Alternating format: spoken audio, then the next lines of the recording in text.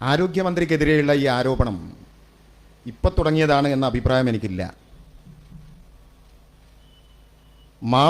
മാങ്ങയുള്ള മാവിലെ ആളുകൾ കല്ലെടുത്തെറിയും, ഫലമുള്ള വൃക്ഷത്തിലെ കല്ലെടുത്തെറിയും.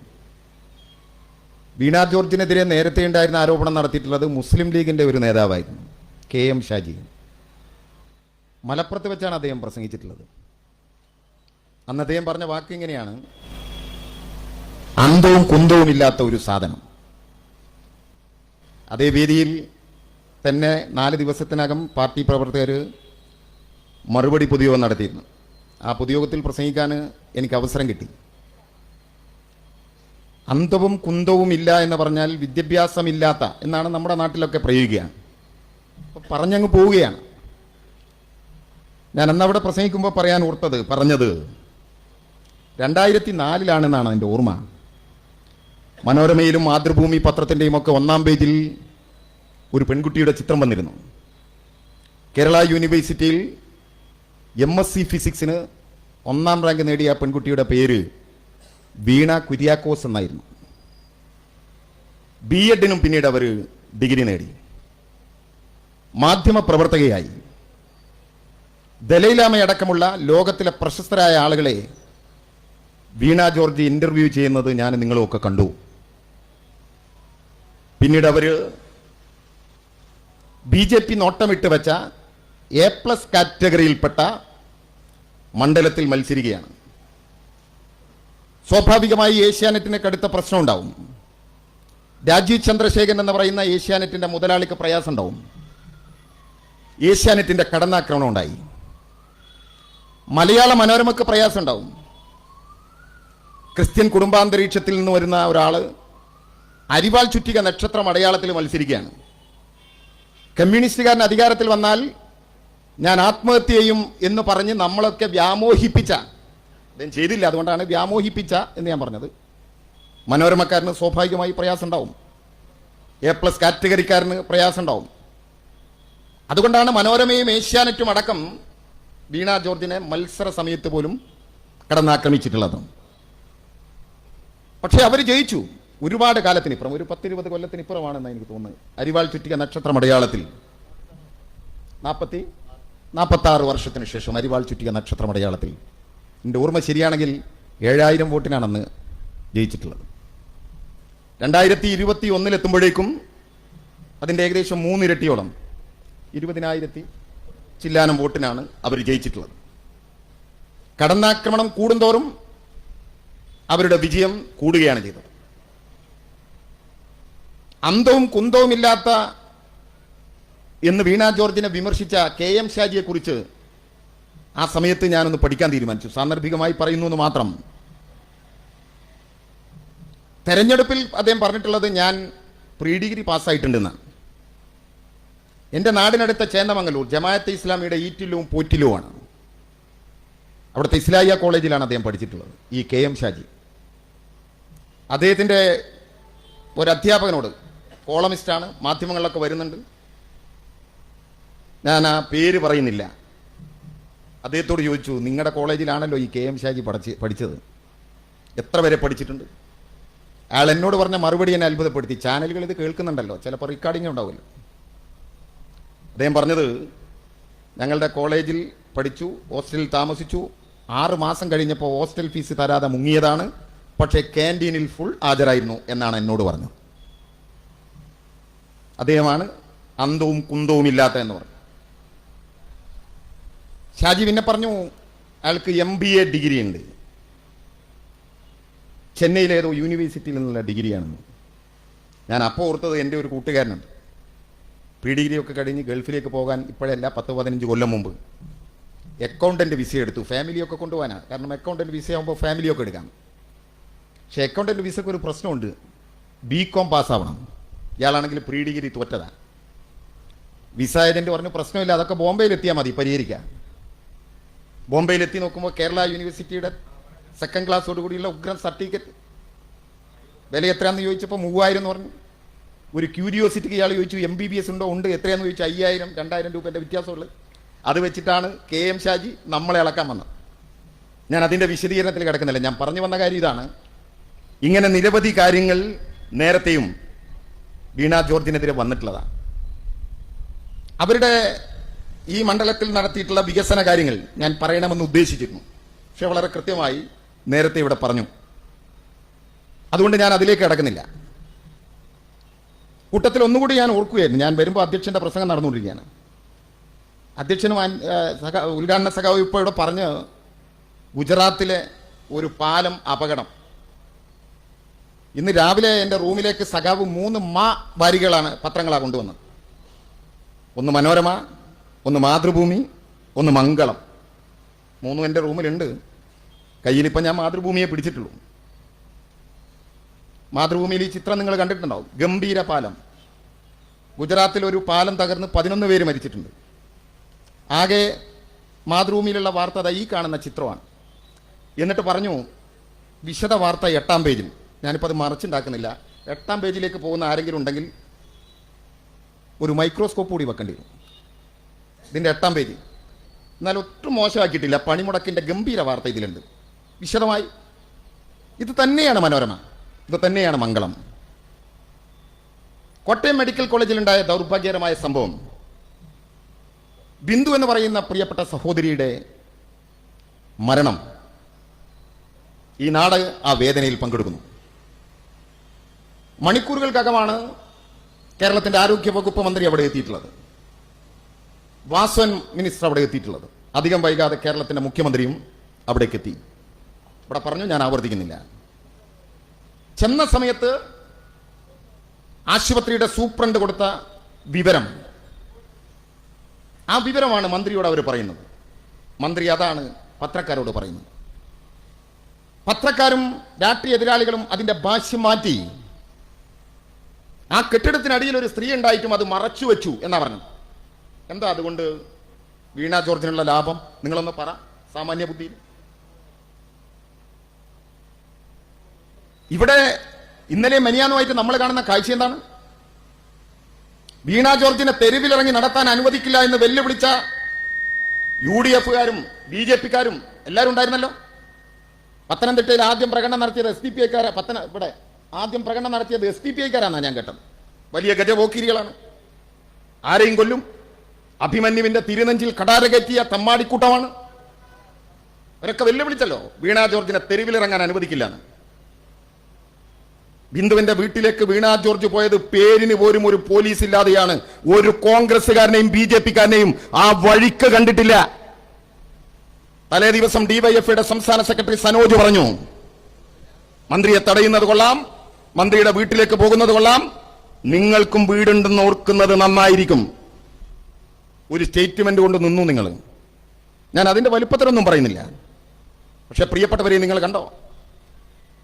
കേരളത്തിന്റെ പ്രിയപ്പെട്ട ആരോഗ്യമന്ത്രി ആ വീട്ടിലേക്ക് ചെന്നപ്പോ എന്ത് സ്നേഹവായ്പോടെയാണ് ആ കുടുംബം അവരെ സ്വീകരിച്ചത്. പത്രങ്ങളിൽ വന്ന ഒരു ചിത്രം, ബിന്ദുവിന്റെ അമ്മയോടൊപ്പം ബിന്ദുവിന്റെ ഭർത്താവ് വിശ്രുതിനോടൊപ്പം വീണ ജോർജ് ഇരിക്കുന്ന ചിത്രം ഒറ്റ ഫ്രെയിമിലുണ്ട്. അതിന്റെ എല്ലാ വികാരവും അതിലുണ്ട്. അപകടം നടന്ന ദിവസം അതേയിടത്ത് വെച്ച് ചാനൽ ക്യാമറകളുടെ മുമ്പിൽ ബിന്ദുവിന്റെ ഭർത്താവ് എന്താ പറഞ്ഞത്? പെട്ടെന്ന് JCBക്ക് എത്താൻ പറ്റുന്ന സ്ഥലമല്ല. അവിടെ ആശുപത്രിയുടെ പ്രവർത്തനം നടന്നുകൊണ്ടിരിക്കുന്നു. അവിടെ ഭീമുകളുണ്ട്, മറ്റു കാര്യങ്ങളുണ്ട്. അതുകൊണ്ട് പെട്ടെന്ന് JCBക്ക് വരാൻ കഴിയുന്ന സ്ഥലമല്ല. വന്നിരുന്നെങ്കിൽ രക്ഷപ്പെടുത്താൻ കഴിയുമായിരുന്നു. വരാൻ പറ്റുന്ന സ്ഥലമല്ല. ഞാൻ ആരെയും കുറ്റപ്പെടുത്തുന്നില്ല. അവിടെ പിരിയണം, അവിടെ അവസാനിക്കണം. ഭർത്താവിനില്ലാത്ത, കുടുംബത്തിനില്ലാത്ത ജാഗ്രതയായി ഇവർക്ക്. പറഞ്ഞല്ലോ, വിശുദ്ധം പറഞ്ഞു പത്രക്കാരോട്. മന്ത്രി വരുമെന്ന് പറഞ്ഞു. എനിക്ക് വിശ്വാസമുണ്ട്. ഞങ്ങളെ കേൾക്കുമെന്ന് വിശ്വാസമുണ്ട്.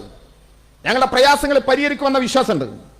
ഇവിടെ പറഞ്ഞല്ലോ ഇപ്പോ 10 ലക്ഷം അല്ലെ കുടുംബത്തിന് 10 ലക്ഷം, മകന് ജോലി, മകളുടെ ചികിത്സ പൂർണ്ണമായി സർക്കാർ, ആ കുടുംബത്തിനുള്ള വീട്, ചെറിയ വീടല്ല, 10-15 ലക്ഷം വരുന്ന ചെലവ് വരുന്ന വീട് പാർട്ടി അടക്കം സർക്കാർ അടക്കം ഇടപെട്ട് ഉണ്ടാക്കി കൊടുക്കാൻ പോവുക.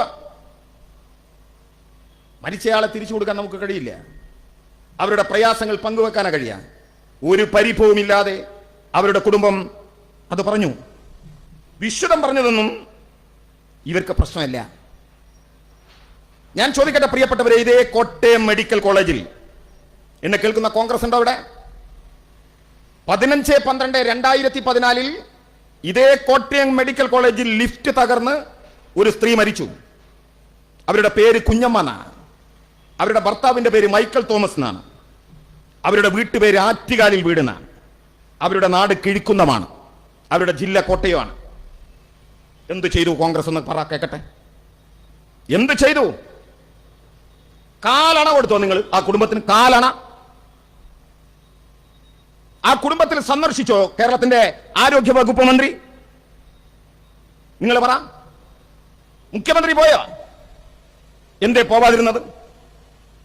ഉമ്മൻചാണ്ടിയുടെ പരാതി, ഉമ്മൻചാണ്ടിക്ക് പരാതി കൊടുത്തു. എന്തായിരുന്നു അതിനൊരു ഏർപ്പാടുണ്ടല്ലോ അവരിയ്ക്കുന്നത്. അവിടെ പരാതി കൊടുത്തു, ജനസമ്പർക്ക പരിപാടി. ആ പരാതി ചവറ്റുകൊട്ടയിലേക്ക് വലിച്ചെറിഞ്ഞവരല്ലേ ഈ കോൺഗ്രസ്, ഈ കേരളം ഭരിച്ച UDF. ഇവരിപ്പോഴുണ്ടല്ലോ ഈ നാട്ടില്, ഇവരുടെ ബന്ധുക്കളുണ്ടല്ലോ, ബാക്കിയുള്ളവരുണ്ടല്ലോ. നിങ്ങൾ ചോദിക്ക്, പത്രക്കാർ പോയി ചോദിക്ക്. വീണ ജോർജിന്റെ പിറകെ 24 മണിക്കൂർ നടക്കുന്ന ഈ ചാനൽ പ്രവർത്തകർ പോയി ചോദിക്ക്. ഞാൻ ഈ പറഞ്ഞ ഫുൾ അഡ്രസ്സാ പറഞ്ഞത്. ഇതിനപ്പുറം എന്ത് പറയണം? ഒരു നയാ പൈസ കൊടുത്തോ? കൊടുത്തില്ല. എന്നിട്ട് ഇവരുടെ ദുഃഖം ഇങ്ങനെ ഇരട്ടിക്കാൻ ഇതേ കോട്ടയം മെഡിക്കൽ കോളേജിൽ നമ്മുടെ നാട്ടില് ആരെങ്കിലും ചർച്ച ചെയ്യുന്നുണ്ടോ? ഒരാളും ചർച്ച ചെയ്തില്ല. കോട്ടയം നഗരസഭ 3/9/2024 UDF അല്ലേ ഭരിക്കുന്നത് കോട്ടയം നഗരസഭ. അവിടെ കരാറു പണിക്കാരനായ ഒരാൾ നിർമ്മാണം നടന്നുകൊണ്ടിരിക്കുമ്പോൾ കീപ്പാട്ടുകാരൻ മരിച്ചു. എന്തു കൊടുത്തു നിങ്ങൾ പറ? നാട്ടിലെ ജനങ്ങളോട് പറ. കോടതി വിധിയുണ്ടായി ആ കരാർ തൊഴിലാളിക്ക് പണം കൊടുക്കാൻ. കൊടുത്തോ നിങ്ങൾ? കോടതി പറഞ്ഞിട്ട് കൊടുത്തോ? ഇല്ല. എന്നിട്ട് ഇപ്പൊ വരികയാണ് കോട്ടയം മെഡിക്കൽ കോളേജിനെ കുറിച്ച് പരിഭവപ്പെടാൻ, പരാതിപ്പെടാൻ. എന്റെ ഓർമ്മ ശരിയാണെങ്കിൽ, കണക്ക് തെറ്റിയിട്ടില്ലെങ്കിൽ 1962 ഉണ്ടാക്കിയതാണ് ഈ തകർന്നു വീണ കെട്ടിടം അല്ലെ, കോട്ടയം മെഡിക്കൽ കോളേജിന്റെ. ഇന്ത്യ ഭരിക്കുന്ന ഒരു പാർട്ടിന്റെ സംസ്ഥാന പ്രസിഡന്റ് ഉണ്ട്. അയാൾ പറഞ്ഞെന്താണെന്നറിയാം? ആ തകർന്നു വീണ കെട്ടിടത്തിന്റെ ഉത്തരവാദിത്തം PWD മന്ത്രി റിയാസിനാണ്. റിയാസ് രാജിവെക്കണം. 1962 റിയാസിന്റെ ബാപ്പയും ഉമ്മയും തമ്മിൽ ആലോചിച്ചിട്ട് പോലുമില്ല കല്യാണം കഴിക്കാൻ. പിന്നെയല്ലേ റിയാസിന്റെ ബാപ്പയും ഉമ്മയും കല്യാണപ്രായം ആയിട്ടുണ്ടാവില്ല എന്ന് എന്റെ അഭിപ്രായം. ഇയാളൊക്കെ ആരെ പിടിച്ചിട്ട് BJPയുടെ സംസ്ഥാന പ്രസിഡന്റ് ആക്കിയത്? പാർട്ടിക്ക് അനുസരിച്ചേ പ്രസിഡന്റിനെ കിട്ടൂ. നമ്മൾ കുറ്റം പറയേണ്ട കാര്യമില്ല. ആ പാർട്ടി അർഹിക്കുന്ന പ്രസിഡന്റാണ്. ഞാൻ ചോദിക്കുന്നത് അതല്ല, ഈ പത്രക്കാരുണ്ടല്ലോ ഈ സാധനം പിടിച്ചിട്ട് മുന്നിൽ നിൽക്കുന്നത്, ചാനലുകാർ. സാമാന്യ ബുദ്ധിയിലൊന്ന് ചോദിക്കണ്ടേ? 1962 ഉണ്ടാക്കിയ ഈ കെട്ടിടം അതൊന്നും അവർക്കറിയില്ല. ആ കെട്ടിടം എങ്ങനെയാണ് റിയാസ് മിനിസ്റ്റർ അതിന് ഉത്തരവാദിയാകുക എന്ന സാമാന്യ ബോധത്തിൽ ഒരു ചോദ്യം ഈ നാട്ടിലെ മാധ്യമങ്ങൾ ചോദിക്കുന്നുണ്ടോ? അല്ലെങ്കിൽ അത് ചർച്ച ചെയ്യുന്നുണ്ടോ? നിങ്ങൾ ആലോചിച്ചൊക്കെ. വായിൽ തോന്നിയത് കോതക്ക് പാട്ട് എന്തും പറയാം. എന്തായിരുന്നു കേരളത്തിന്റെ ആരോഗ്യസ്ഥിതി? ഇവിടെ ഇപ്പോ സഖാവ് പറഞ്ഞല്ലോ, മനുഷ്യന്റെ ആയുസ് കൂടിയത്. ഞാൻ വളരെ വൈകി മാത്രം കമ്മ്യൂണിസ്റ്റ് പാർട്ടിയിലേക്ക് വന്നിട്ടുള്ള ഒരാളാണ്. ഞാൻ ഏത് പാർട്ടിയിൽ നിന്നാണ് വന്നിട്ടുള്ളതെന്ന് എന്റെ വേഷം കണ്ടാൽ നിങ്ങൾക്ക് മനസ്സിലാവും. കോൺഗ്രസ് എന്ന രാഷ്ട്രീയ പ്രസ്ഥാനത്തിൽ നിന്നാണ് ഞാൻ കമ്മ്യൂണിസ്റ്റ് പാർട്ടിയിലേക്ക് വന്നത്. കോൺഗ്രസ് ആകുമ്പോൾ ഒരു ഗ്രൂപ്പൊക്കെ വേണം. ഞാൻ I ഗ്രൂപ്പായിരുന്നു, കരുണാകരന്റെ ഗ്രൂപ്പായിരുന്നു. കരുണാകരന്റെ ഷഷ്ടിപൂർത്തി വലിയ ആഘോഷമായിരുന്നു കേരളത്തിൽ. കരുണാകരന്റെ സപ്തതി വലിയ ആഘോഷമായിരുന്നു കേരളത്തിൽ. ഇന്ന് നിങ്ങൾ ഷഷ്ടിപൂർത്തി കേൾക്കാറുണ്ടോ? സപ്തതി കേൾക്കാറുണ്ടോ? പാകെ കേൾക്കുന്നത് നവതിയ. നമ്മുടെ നാട്ടിൽ ആയുർദൈർഘ്യം വർദ്ധിച്ചതിനെ കുറിച്ച് സഖാവിടെ പറഞ്ഞു, ഞാൻ വിശദീകരിക്കുന്നില്ല. എന്നാൽ ഇന്ത്യക്കകത്ത് ഒരു ഗവർണർ ചികിത്സ കിട്ടാതെ മരിച്ച ഏക സംസ്ഥാനത്തിന്റെ പേര് കേരളം. ഗവർണർ ഒന്നാമൻ അല്ലേ?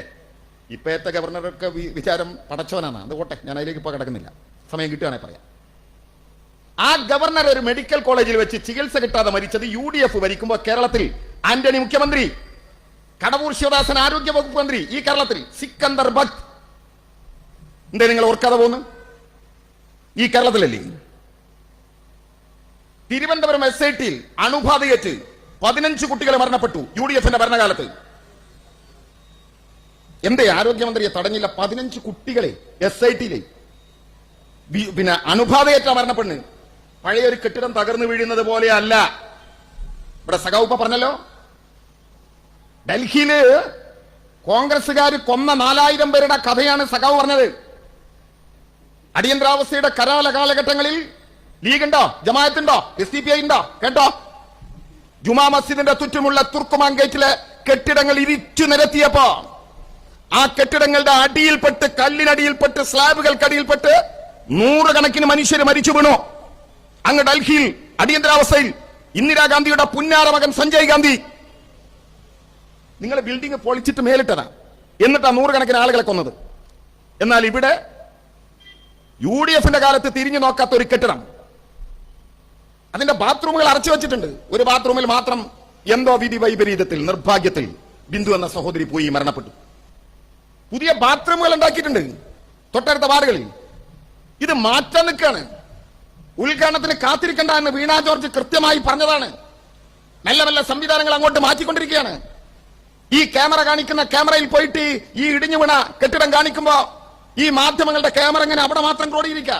ഒന്ന് വൈഡായി കാണിച്ചാൽ ഇവിടെ നേരത്തെ പറഞ്ഞതുപോലെ 10-700 കോടി രൂപയിൽ ഉണ്ടാക്കിയിട്ടുള്ള മനോഹരമായ കെട്ടിടം കാണും. കാണിക്കുന്നില്ല. അത്യാധുനിക സൗകര്യം ഇവിടെ വിശദീകരിച്ചിട്ടുണ്ട്. ആവർത്തന ഭയം കൊണ്ട് ഞാൻ അതിൽ കിടക്കുന്നില്ല. എന്നാൽ ചികിത്സയുടെ മോശം കൊണ്ട് തിരുവനന്തപുരം SIT-യിൽ 15 കുട്ടികൾ മരണപ്പെട്ടു. UDF-ന്റെ ഭരണകാലത്ത് എന്ത് ചെയ്തു നിങ്ങൾ പറ? എന്റെ പ്രിയപ്പെട്ടവരെ, ഈ UDF ഭരിക്കുമ്പോഴാണ് തിരുവനന്തപുരം മെഡിക്കൽ കോളേജിൽ മരിച്ചയാളെ രോഗികൾക്കൊപ്പം കിടത്തി. മോർച്ചറിയിലേക്ക് മൃതശരീരം മാറ്റാതെ മരിച്ചയാളെ രോഗികൾക്കൊപ്പം കിടത്തി. ഈ കേരളത്തിൽ എവിടെയുണ്ടായിരുന്നു മാധ്യമങ്ങൾ? എവിടെയുണ്ടായിരുന്നു മാധ്യമ വിചാരണ? എന്റെ ഇതൊക്കെ നാളുകൾ മറന്നുപോകും എന്നാണോ നിങ്ങൾ വിചാരിക്കുന്ന? ആരാണ് മന്ത്രി ശിവകുമാർ? കോടികളുടെ അഴിമതിയിലെ വിചാരണ നേരിട്ടുകൊണ്ടിരിക്കുന്ന ശിവകുമാർ അന്ന് മന്ത്രി. എന്നിട്ട് ഇവരിങ്ങനെ വരികയാണ്. ഞാൻ ഈ വികസനം മറ്റു കാര്യങ്ങളിലേക്ക് ഒന്നും കടക്കുന്നില്ല. കാരണം ഈ ജില്ലയിലെയും സമീപ പ്രദേശങ്ങളിലെയും എല്ലാം വികസനങ്ങളെ കുറിച്ച് വളരെ വ്യക്തമായി ഇവിടെ പറഞ്ഞു കഴിഞ്ഞു. എങ്ങനെയാണ് നമ്മൾ ഈ മാറ്റത്തിലേക്ക് കടന്നത്? എവിടെയാ കേരളം പൂർണ്ണമായി മാറിയത്? സാമ്പത്തിക പ്രയാസങ്ങളുടെ നടുവിൽ കിടക്കുന്ന ഒരു സംസ്ഥാനം. ഒന്നാം പിണറായി സർക്കാർ ഈ രാജ്യത്ത് നേരിട്ടത് എന്തൊക്കെയാ നിങ്ങളൊന്ന് ആലോചിച്ച് നോക്ക്. ഓഖി മുതൽ നിങ്ങളെന്ന് തിരുവനന്തപുരത്തിന്റെ, കൊല്ലത്തിന്റെ കടൽ തീരത്ത് അറബിക്കടലിന്റെ തിരമാലകൾ തങ്ങോളം ഉയരത്തിൽ കടന്നു വന്നു. തീരത്തുള്ള മനുഷ്യരെ കൊണ്ടുപോയി കടലിലേക്ക്. 95 മൃതശരീരങ്ങൾ തിരിച്ചു തന്നു അറബിക്കടൽ. ഇല്ലേ? 55 പേരുടെ മൃതശരീരം തിരിച്ചു തന്നില്ല. 150 പേരാ ഓഖിയിൽ നഷ്ടപ്പെട്ടത്. 95 പേരുടെ മൃതശരീരം അറബിക്കടലിൽ തിരിച്ചു വന്നു. 55 പേരുടെ മൃതശരീരം തിരിച്ചു വന്നില്ല. നമ്മുടെ നാട്ടിലെ നിയമം എങ്ങനെയാ? കടലിൽ കാണാതായാലും ഒരു പക്ഷെ അവര് ഉൾക്കടലിലൂടെ പോകുന്ന ഏതെങ്കിലും കപ്പലിൽ കയറി രക്ഷപ്പെടാം. അല്ലെങ്കിൽ ഇവര് സഞ്ചരിച്ച ബോട്ട് മറ്റേതെങ്കിലും തീരെ തണിയാം. 6 മാസത്തിലധികം കാത്തിരിക്കണം. ഗവൺമെന്റ് നയം തിരുത്തി 1 മാസത്തിനകം അവർ മരിച്ചതായി പ്രഖ്യാപിച്ചു. ഓരോ കുടുംബത്തിനും 25 ലക്ഷം വെച്ച് നഷ്ടപരിഹാരം നൽകി. കടലിലേക്ക് പോകുന്ന മീൻപിടുത്തക്കാരൻ അവന്റെ വീട്ടിൽ നിന്നിറങ്ങി പോകുന്ന ദിവസം ഒരു പക്ഷേ അവന്റെ ഭാര്യയുടെ ഗർഭപാത്രത്തിൽ ഒരു ശിശുവിന്റെ ജന്മം നടന്നിരിക്കാം, അല്ലെങ്കിൽ ഒരു ഭ്രൂണം വളർച്ച പ്രാപിച്ചുകൊണ്ടിരിക്കാം. എന്താ ഗവൺമെന്റ് പ്രഖ്യാപിച്ചത്? ഇടതുപക്ഷ ഗവൺമെന്റ് പ്രഖ്യാപിച്ചത് കടലിൽ ജീവിതം നഷ്ടപ്പെട്ട മുഴുവൻ മത്സ്യത്തൊഴിലാളികളുടെയും കുട്ടികൾക്ക് സൗജന്യ വിദ്യാഭ്യാസം. എങ്ങനെയാ സൗജന്യ വിദ്യാഭ്യാസം? അവർ എത്രയാണോ ആഗ്രഹിക്കുന്നത് അത്രേ. ജനിക്കാൻ പോകുന്ന കുഞ്ഞിനെ, ഗർഭിണിയായ ഭാര്യയുടെ വയറ്റിലുള്ള കുഞ്ഞിനെ അവരെത്രയാണോ പഠിക്കാൻ ആഗ്രഹിക്കുന്നത് അത്രേ സൗജന്യം. ഈ സർക്കാർ പ്രഖ്യാപിച്ചതാണ്. ഈ കേരളത്തിലെ ഇടതുപക്ഷ ജനാധിപത്യ മുന്നണി ഗവൺമെന്റ് പ്രഖ്യാപിച്ചതാണ്. ഓഖി അതിജീവിച്ചില്ല നമ്മൾ. കുടിലുകൾ നഷ്ടപ്പെട്ട മനുഷ്യർക്ക് സ്വപ്നം കാണാൻ കഴിയാത്ത മനോഹരമായ ഫ്ളാറ്റുകൾ ഉണ്ടാക്കി. അത് തിരുവനന്തപുരത്തും കൊല്ലത്തും മാത്രമാണോ? കേരളത്തിന്റെ തീരപ്രദേശങ്ങളിൽ മുഴുവൻ മനോഹരമായ ഫ്ളാറ്റുകൾ ഉണ്ടാക്കി. പിന്നെയും പരീക്ഷണങ്ങളെ നമ്മൾ നേരിട്ടു. പിന്നെ വന്ന പരീക്ഷണം എന്താണ്? എന്റെ ഓർമ്മ ശരിയാണെങ്കിൽ നിപ്പ. എന്റെ കോഴിക്കോട് ജില്ലയിലെ പേരാമ്പ്രക്കടുത്ത സൂപ്പിയങ്ങാടിയിലെ മൂസഹാജിയുടെ മകൻ പനി വന്നു, 2-ാം ദിവസം മരിച്ചു. അയാളുടെ അനിയൻ അതിന്റെ പിറ്റേ ദിവസം മരിച്ചു. ഇളയുമ്മ മറിയുമ്മ 3-ാം ദിവസം മരിച്ചു. തുടർച്ചയായ 3 മരണങ്ങളുണ്ടായി. അന്വേഷണമായി. ആ അന്വേഷണം ചെന്നെത്തിയത് നിപ്പയെ കുറിച്ചുള്ള തിരിച്ചറിവില്ല. നിപ്പയെ കുറിച്ച് പരിശോധിച്ച് നോക്കുമ്പോ ഇന്തോനേഷ്യയിൽ, അതുപോലെ തന്നെ ബംഗ്ലാദേശിൽ നിപ്പ ഉണ്ടായിട്ട് 100 കണക്കിന് ആളുകൾ മരിച്ചിട്ടുണ്ട്. മരണശതമാനം 90-നും 100-നും ഇടയിലാണ്. ഓർക്കുന്നോ? നമ്മൾ നിപ്പയെ കുറിച്ച് അന്വേഷിച്ചു. കേരളത്തിലെ ആദ്യത്തെ മരണം ഏതാണെന്നറിയാം നിങ്ങൾക്ക്? രേഖപ്പെടുത്തിയ മരണം മൂസ ഹാജിയുടെ മക്കളുടേതല്ല.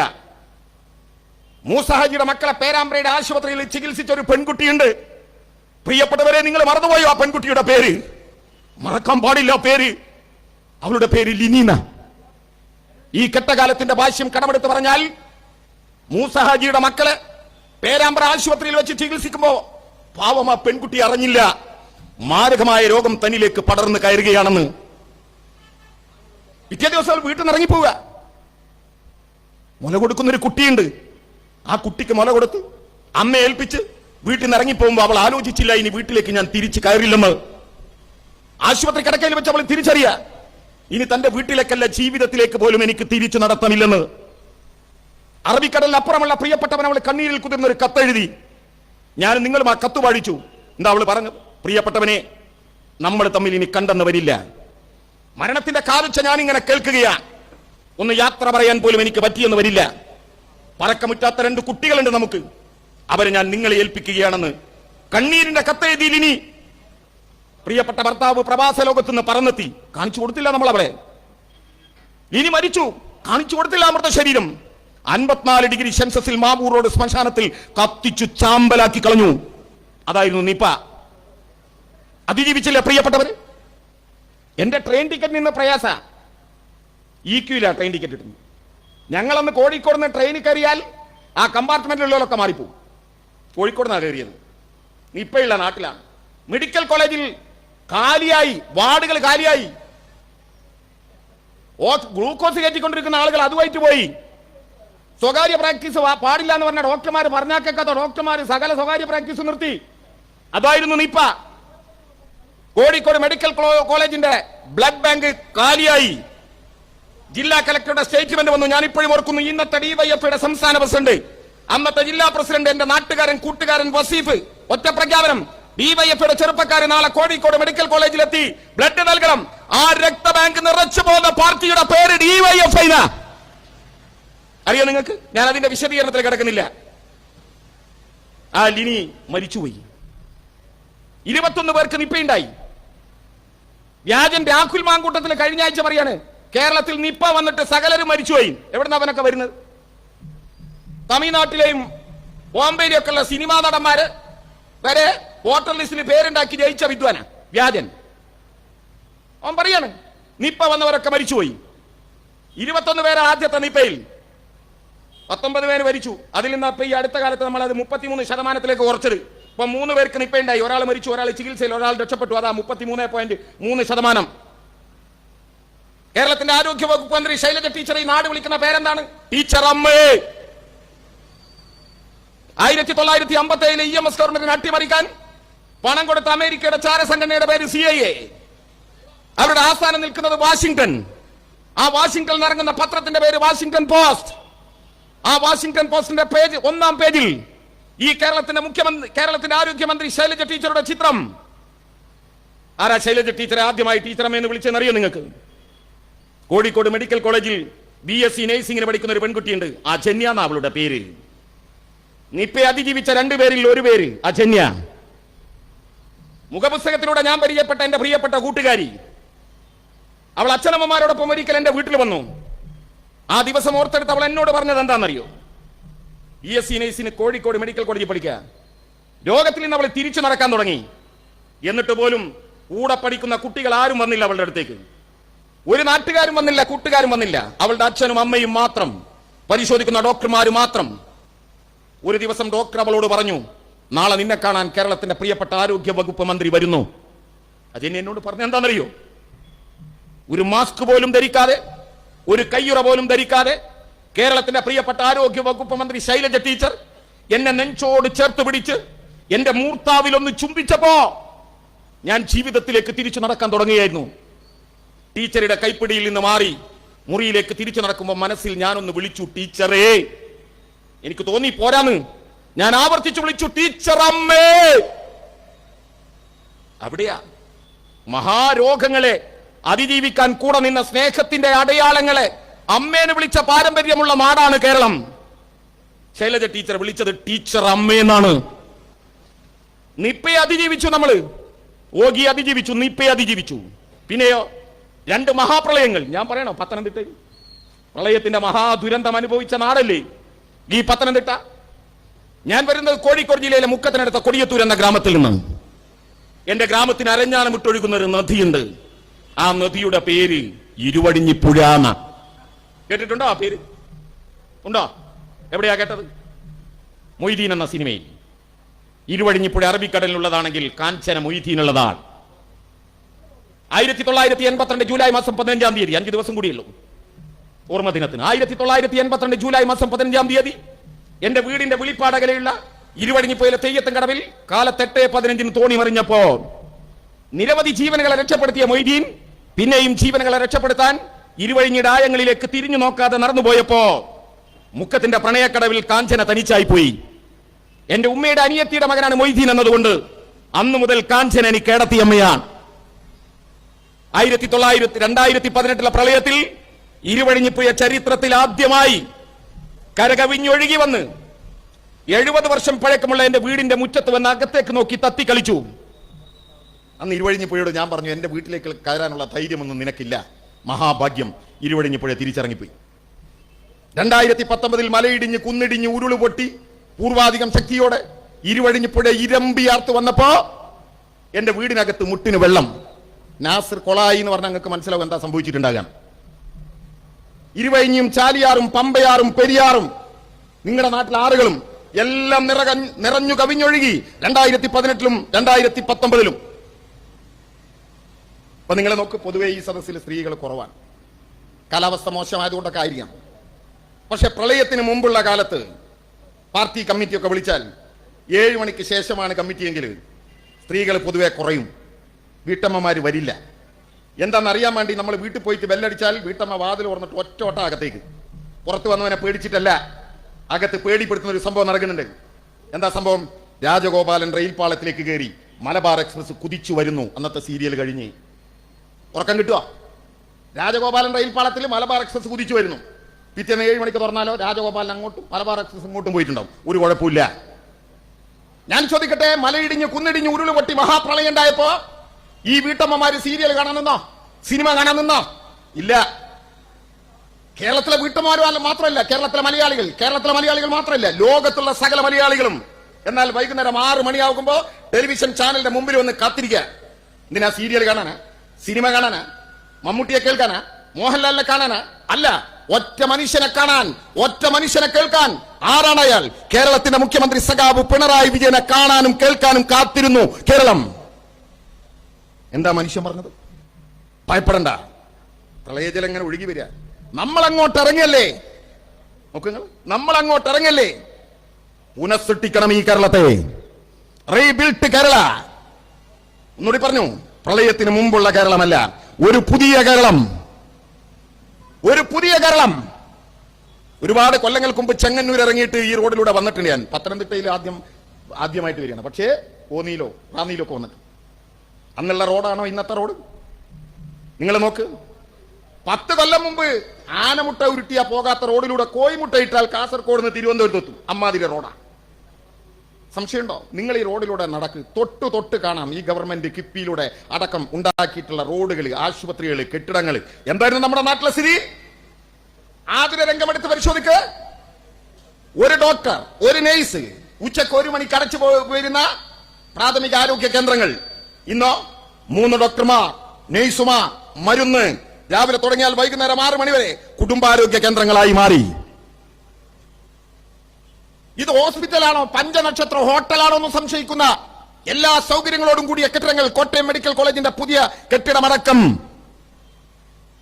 പണ്ട് ആശുപത്രിയിൽ വരാതിരുന്ന സാധാരണക്കാരനടക്കം എന്തിന് സിനിമാ നടന്മാര് വരെ ഗവൺമെന്റ് ആശുപത്രിയിലേക്ക് വന്നുകൊണ്ടിരിക്കുക ഇല്ലേ? എല്ലാവരും വരിക. അത്രയും നല്ല ആശുപത്രികൾ, സംവിധാനങ്ങൾ നമ്മുടെ നാട്ടിലുണ്ടായി. തകർന്നുപോയ സ്കൂൾ കെട്ടിടങ്ങൾ, ആ സ്കൂൾ കെട്ടിടങ്ങൾക്ക് പകരം നിങ്ങൾ നോക്ക്, മനോഹരമായ സ്കൂൾ കെട്ടിടങ്ങൾ ഉണ്ടായി. എത്ര മനോഹരം! ഞാൻ ഇപ്പോഴും ഓർക്കാണ്, UDF-ന്റെ ഭരണകാലത്ത് എന്റെ കോഴിക്കോട് ജില്ലയിലെ കാരപ്പറമ്പ് സ്കൂള്, ആ സ്കൂളിന്റെ കെട്ടിടം തകർന്നു. അധ്യാപകന് ശമ്പളം കൊടുക്കാനില്ല, പുസ്തകമില്ല. കുട്ടികളൊക്കെ സ്വകാര്യ സ്കൂളുകളിലേക്ക് പോയി.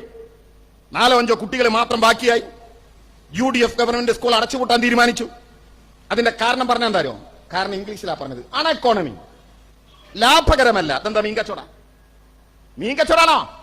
1957 ഏപ്രിൽ മാസം 5-ാം തീയതി വെള്ളിയാഴ്ച തിരുവനന്തപുരത്ത് സത്യപ്രതിജ്ഞ ചെയ്ത EMS ഗവൺമെന്റ് 6-ാം ദിവസം കൊണ്ടുവന്നൊരു ഉത്തരവുണ്ട്. ആ ഉത്തരവിന്റെ ബലത്തിലാണ് ഞാൻ നിങ്ങളൊക്കെ എപ്പോ ഇവിടെ ഇരിക്കുന്നത്. ഞാൻ അതിലങ്ങ് കയറിപ്പോയാൽ സമയം പോകും, എന്നാലും പറഞ്ഞു പോവാം. എന്താ ഉത്തരവ്? 2 നിയമം കൊണ്ടുവന്ന്. കുടിയിറക്ക് നിരോധന നിയമം. ഇറങ്ങണ്ട.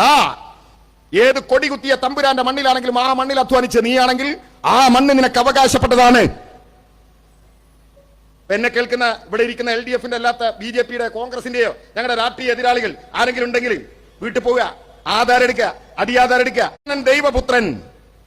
നാട് ഭരിച്ചിരുന്ന തമ്പുരാക്കന്മാർക്ക് മരണശേഷം സ്വർഗത്ത് പോണം. ഞങ്ങൾ മുസ്ലിങ്ങൾക്കാണ് വേറൊരു സുഖമുണ്ട്. ചേച്ചിന്റെ ഒരു മുടി കിട്ടിയാൽ മതി. മുടിനാരയായി ചീന്തിയിട്ട് നേരിയ പാലം കെട്ടിയിട്ട് അതിലെ കൂടി കടക്കണമെങ്കിൽ, അങ്ങോട്ട് സ്വർഗത്തിലേക്ക് കടക്കണമെങ്കിൽ കുഞ്ഞാലിക്കുട്ടി വരുന്ന നല്ല സാധനല്ലേ. രാജാവിന് സ്വർഗത്ത് പോണെങ്കിൽ ദൈവപുത്രനെ പ്രീതിപ്പെടുത്തണം. ആരാ ദൈവപുത്രൻ? ബ്രാഹ്മണന് ഭൂമി ദാനം ചെയ്തു. ബ്രഹ്മസം. ദേവന് ഭൂമി ദാനം ചെയ്തു. ദേവസ്വം. ആരാ കൈകാര്യം ചെയ്യുന്നത്? ബ്രാഹ്മണൻ. അവിടെയായിരുന്നു നമ്മുടെ മുൻ തലമുറക്കാർ, 5-6 തലമുറക്കപ്പുറം. അപ്പൊ ചിലരൊക്കെ പറയും എന്റെ വല്യച്ഛന് ഭൂമി ഉണ്ടായിരുന്നല്ലോ. അത് പാട്ടാ, ജന്മപാട്ടം. പാട്ടം തീരാധാരം. തമ്പുരാൻ എപ്പോ ഇറങ്ങാൻ പറയുന്നോ ഇറങ്ങിക്കൊള്ളണം. കണ്ടില്ലേ നിങ്ങള്? പുലിയനൊരു വായ നട്ടു. ആ വായിൽ ഇങ്ങനെ വായക്കുല മൂത്ത് വഴുത്ത് വരുമ്പോ പുലിയന്റെ മകൻ ഇങ്ങനെ നോക്കുകയാണ്, കൊതിച്ചു നിൽക്കാണ്. വായക്കുല നോക്കിയിട്ട് എന്തിനാണ്? പഴുത്തിട്ട് വേണം ഒരു പഴമെടുത്ത് തിന്നാൻ. മൂത്ത് പഴുത്തിട്ട് അത് മൂത്ത് പഴുത്ത് വന്നപ്പോ തമ്പുരാന്റെ കിങ്കരന്മാര് വന്ന് വായക്കുല വെട്ടിക്കൊണ്ടു പോയപ്പോ കണ്ണീരൊഴുക്കിയ പുലിയക്കിടാവിന്റെ കവിത നമ്മൾ വായിച്ചു. ചങ്ങമ്പുഴയുടെ വായക്കുല കവി അന്ന് പാടിയില്ലേ? ഇതിനൊക്കെ പ്രതികാരം ചെയ്യാതടങ്ങുമോ പതിതരേ നിങ്ങൾ തൻ പിന്മുറക്കാർ. ആ പിന്മുറക്കാർ തെരുവിലിറങ്ങി. അവന്റെ മുട്ടികൾ ആകാശത്തേക്ക് ഉയർന്നു. ആ ഉയർന്ന മുട്ടികളിൽ ഒരു കൊടി പറന്നു. അതാണ് കമ്മ്യൂണിസ്റ്റ് പാർട്ടിയുടെ ചെങ്കൊടി. ആ ചെങ്കൊടി ഉയർത്തിപ്പൊടിച്ചുകൊണ്ട് കേരളത്തിൽ നടന്ന വലിയ പോരാട്ടം. കയ്യൂരും കരിവള്ളൂരും പുന്നപ്രയും വയലാറും പാടിക്കുന്നും ഒഞ്ചിയവും എണ്ണിയാൽ തീരാത്ത പോരാട്ടങ്ങൾ. ആ പോരാട്ടങ്ങൾക്ക്, ഭൂമിക്ക് വേണ്ടിയുള്ള പോരാട്ടങ്ങൾക്ക് മുമ്പിൽ കേരളം കണ്ട കൊടി ചുവന്ന കൊടി. 56 നവംബർ 1-നുണ്ടായ കേരളത്തിൽ ആദ്യത്തെ തെരഞ്ഞെടുപ്പ് നടന്നപ്പോ ജനങ്ങൾക്ക് സംശയമുണ്ടായില്ല. ആ കൊടിക്കാരന് വോട്ട് ചെയ്തു. കമ്മ്യൂണിസ്റ്റുകൾ അധികാരത്തിൽ വന്നു. ചരിത്രത്തിൽ ആദ്യമായി ആ ഗവൺമെന്റ് കൊണ്ടുവന്ന നിയമം കുടിയിറക്ക് നിരോധന നിയമം. അപ്പൊ നമ്മുടെ നാട്ടിൽ ചിലരൊക്കെ പറയും പ്രവാസം ഈ നാട്ടിൽ വലിയ മാറ്റം. ശരിയാ, ഗൾഫുകാർ നമ്മുടെ നാട്ടിൽ വലിയ മാറ്റം ഉണ്ടാക്കിയിട്ടുണ്ട്. പക്ഷെ ഒരു ചോദ്യം, എങ്ങനെയാ ഗൾഫിലേക്ക് പോകാൻ കഴിഞ്ഞ്? ഗൾഫിലേക്ക് നടന്നു പോകാൻ കഴിയോ? ഇടയിൽ അറബിക്കടലുണ്ട്. അറബിക്കടലിൽ കിടക്കണമെങ്കിൽ വിമാനം വേണം, വിമാനത്തിന് ടിക്കറ്റ് വേണം, വിസക്ക് പണം വേണം. മോഹൻലാലിനെയും ശ്രീനിവാസനെയും മാമുക്കയെ കൊണ്ടുവരുന്നു. 2 എണ്ണം പഠിച്ചാൽ മതി എന്ന് പറഞ്ഞു. അസ്സലാം അലൈക്കും വലൈക്കും മുസ്സലാം. ചാടിക്കോ, നീന്തി കയറിയ മദിരാശിയിലേക്കാ. അങ്ങനെ പോകാൻ കഴിയൂല. എങ്ങനെ വിമാനത്തിന് ടിക്കറ്റ് എടുക്കാൻ കഴിഞ്ഞു? എങ്ങനെ വിസക്ക് പണം കൊടുക്കാൻ കഴിഞ്ഞു? 57 ഈ നാട്ടിലെ ജനങ്ങളുടെ കയ്യിൽ ഭൂമി ഉണ്ടായി. ഭൂമിയിൽ അധ്വാനിക്കാൻ തുടങ്ങി, പണം ഉണ്ടായി. അധ്വാനിക്കാൻ കഴിയാത്തവന് വിറ്റു, പണം ഉണ്ടായി. അല്ലാത്തവൻ ബാങ്കിൽ പണയം വെച്ചു, പണം ഉണ്ടായി. വിമാനത്തിന് ടിക്കറ്റ് എടുത്തു, വിസക്ക് പണം കൊടുത്തു, ഗൾഫിലേക്ക് പോയി. ഗൾഫിൽ പോയ നല്ല വിദ്യാഭ്യാസം വേണം. എവിടെയുണ്ട് മലയാളിയുടെ കയ്യിൽ വിദ്യാഭ്യാസം?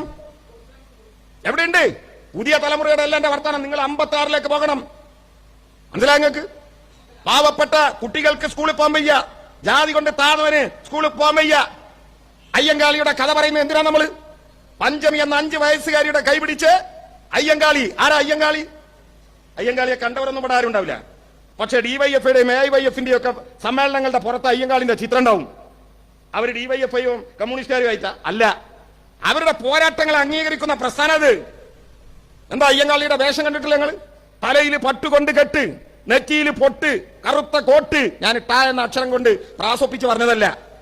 താണജാതിക്കാരന് നെറ്റിയിൽ പൊട്ട് തൊടാൻ അവകാശമില്ലാത്ത കാലം, പട്ട് കൈകൊണ്ട് തൊടാൻ കഴിയാത്ത കാലം, പട്ടിക്ക് നടന്നു പോകുന്ന വഴികളിലൂടെ പട്ടികജാതിക്കാരന് നടന്നു പോവാത്ത കാലത്ത്, പറ്റാത്ത കാലത്ത് ധിക്കാരത്തിന്റെ കാലവണ്ടിയിൽ കയറി പോയവന്റെ പേരാണ് അയ്യങ്കാളി.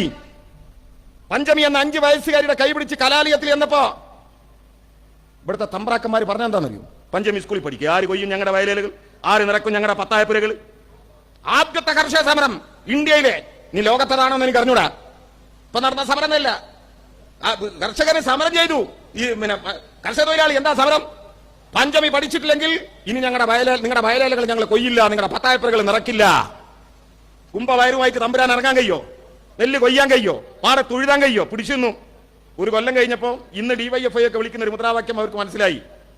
മതമല്ല പ്രശ്നം, മെരിയുന്ന വയറാണ് പ്രശ്നം. പത്തായപ്പുരന്റെ നെല്ല് താൻ തുടങ്ങി, കീഴടങ്ങി. പഞ്ചമി സ്കൂളിൽ കയറി, സഹിച്ചില്ല തമ്പുരാക്കന്മാർക്ക്. വൈകുന്നേരം സ്കൂൾ വിട്ടു പോയപ്പോ പഞ്ചമി ഇരുന്ന ബെഞ്ച് കത്തിച്ചു കളഞ്ഞു. ഇന്നുണ്ട് ആ ബെഞ്ച് അവിടെ. നിങ്ങൾ കണ്ടോ? 6 കൊല്ലം മുമ്പ് പഞ്ചമിയുടെ 5ാം തലമുറയിൽപ്പെട്ട ആതിരയുടെ കൈ പിടിച്ച് കടന്നു എന്നുകൊണ്ട് ആ സ്കൂളിൽ പ്രവേശോത്സവം നടത്തിയ മനുഷ്യന്റെ പേര് സഖാബ് പിണറായി വിജയൻ. ഇല്ല, ഞാൻ പറഞ്ഞു വന്നത് കാരപ്പറമ്പ് സ്കൂള് നട്ടാണ്, കച്ചവടം പൂട്ടാണ്. അപ്പൊ ഇവന്റെ വർത്താനാണ് അട എക്കോണമി. നിങ്ങൾ കണ്ടില്ലേ? കറവ പറ്റിയ ആളുകളെ വിൽക്കാൻ, പശുക്കളെ വിൽക്കാൻ കൊണ്ടുപോകുമ്പോ ചിലപ്പോ ചിലർ ചോദിക്കും പോറ്റാൻ തരുമെന്ന്. കോഴിക്കോട് അങ്ങാടിന്ന് ഒരാൾ ചോദിച്ചു പോറ്റാൻ തരുമെന്ന്.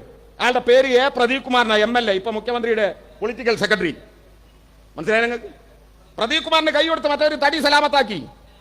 പ്രദീപ് കുമാർ കമ്മ്യൂണിസ്റ്റുകാരനായതുകൊണ്ട് ആളുകളുടെ മുമ്പിൽ പാട്ട വിളിക്കി, കമ്മ്യൂണിസ്റ്റുകാർ പാട്ട വിളിക്കുക, ആള് പൈസ തരും. എന്താ കാരണം? ഇട്ട പൈസക്ക് കണക്കുണ്ടാവുക, എത്തേണ്ട സ്ഥലത്തെത്തും. അല്ലാതെ വ്യാജന്റെ മറ്റേ പിരിവുമാരിയല്ല. ആളുകൾ പൈസ തരാൻ തുടങ്ങി, ഭൂമി വാങ്ങാൻ തുടങ്ങി. ഇടതുപക്ഷ ഗവൺമെന്റ് വന്നു, കെട്ടിടണ്ടായി. പോയി നോക്ക്, വെളിച്ചത്തിൽ കുളിച്ചു നിൽക്കുക.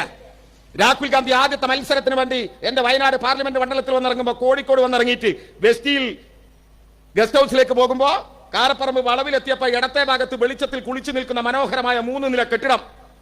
കൂടെയുള്ള KC വേണുഗോപാലിനോട് പറഞ്ഞു ഈ റിസോർട്ട് ഒന്ന് ബുക്ക് ചെയ്യണം. എന്തിനാ നിങ്ങൾക്ക് അറിയാലോ? കോൺഗ്രസിന് ഒരു വോട്ട്, റിസോർട്ടിന് ഒരു പൂട്ട്. കിട്ടിയത് അപ്പ പൂട്ടാഞ്ഞാ ചാടിപ്പോവും. അതാ പ്രശ്നം. അപ്പൊ KC വേണുഗോപാൽ പറഞ്ഞു രാഹുൽജി ഇത് റിസോർട്ട് അല്ല, ഇത് ഗവൺമെന്റ് സ്കൂളാണ്. ഏതാ സ്കൂൾ എന്നറിയോ? Karaparamba school, Nadakkavu government school. പതിറ്റാണ്ടുകൾ ഇന്ത്യക്കാരനെ അടക്കി ഭരിച്ച ബ്രിട്ടീഷുകാരന്റെ ആസ്ഥാനമായ ലണ്ടനിലെ പ്രഭുക്കന്മാരുടെ മക്കൾ പഠിക്കുന്ന സ്കൂളിന്റെ PTA കമ്മിറ്റി ഈ 2 സ്കൂളുകളെ കാണാൻ വന്നത് ഇതേ മാതൃഭൂമി പത്രത്തിൽ അച്ചടിച്ചു വന്നു, മനോരമ പത്രത്തിൽ. ഞങ്ങളുടെ പടായിയല്ല, ഈ നാട്ടിലുണ്ടായ മാറ്റാണ് ഞാൻ പറഞ്ഞു വന്നെന്താ.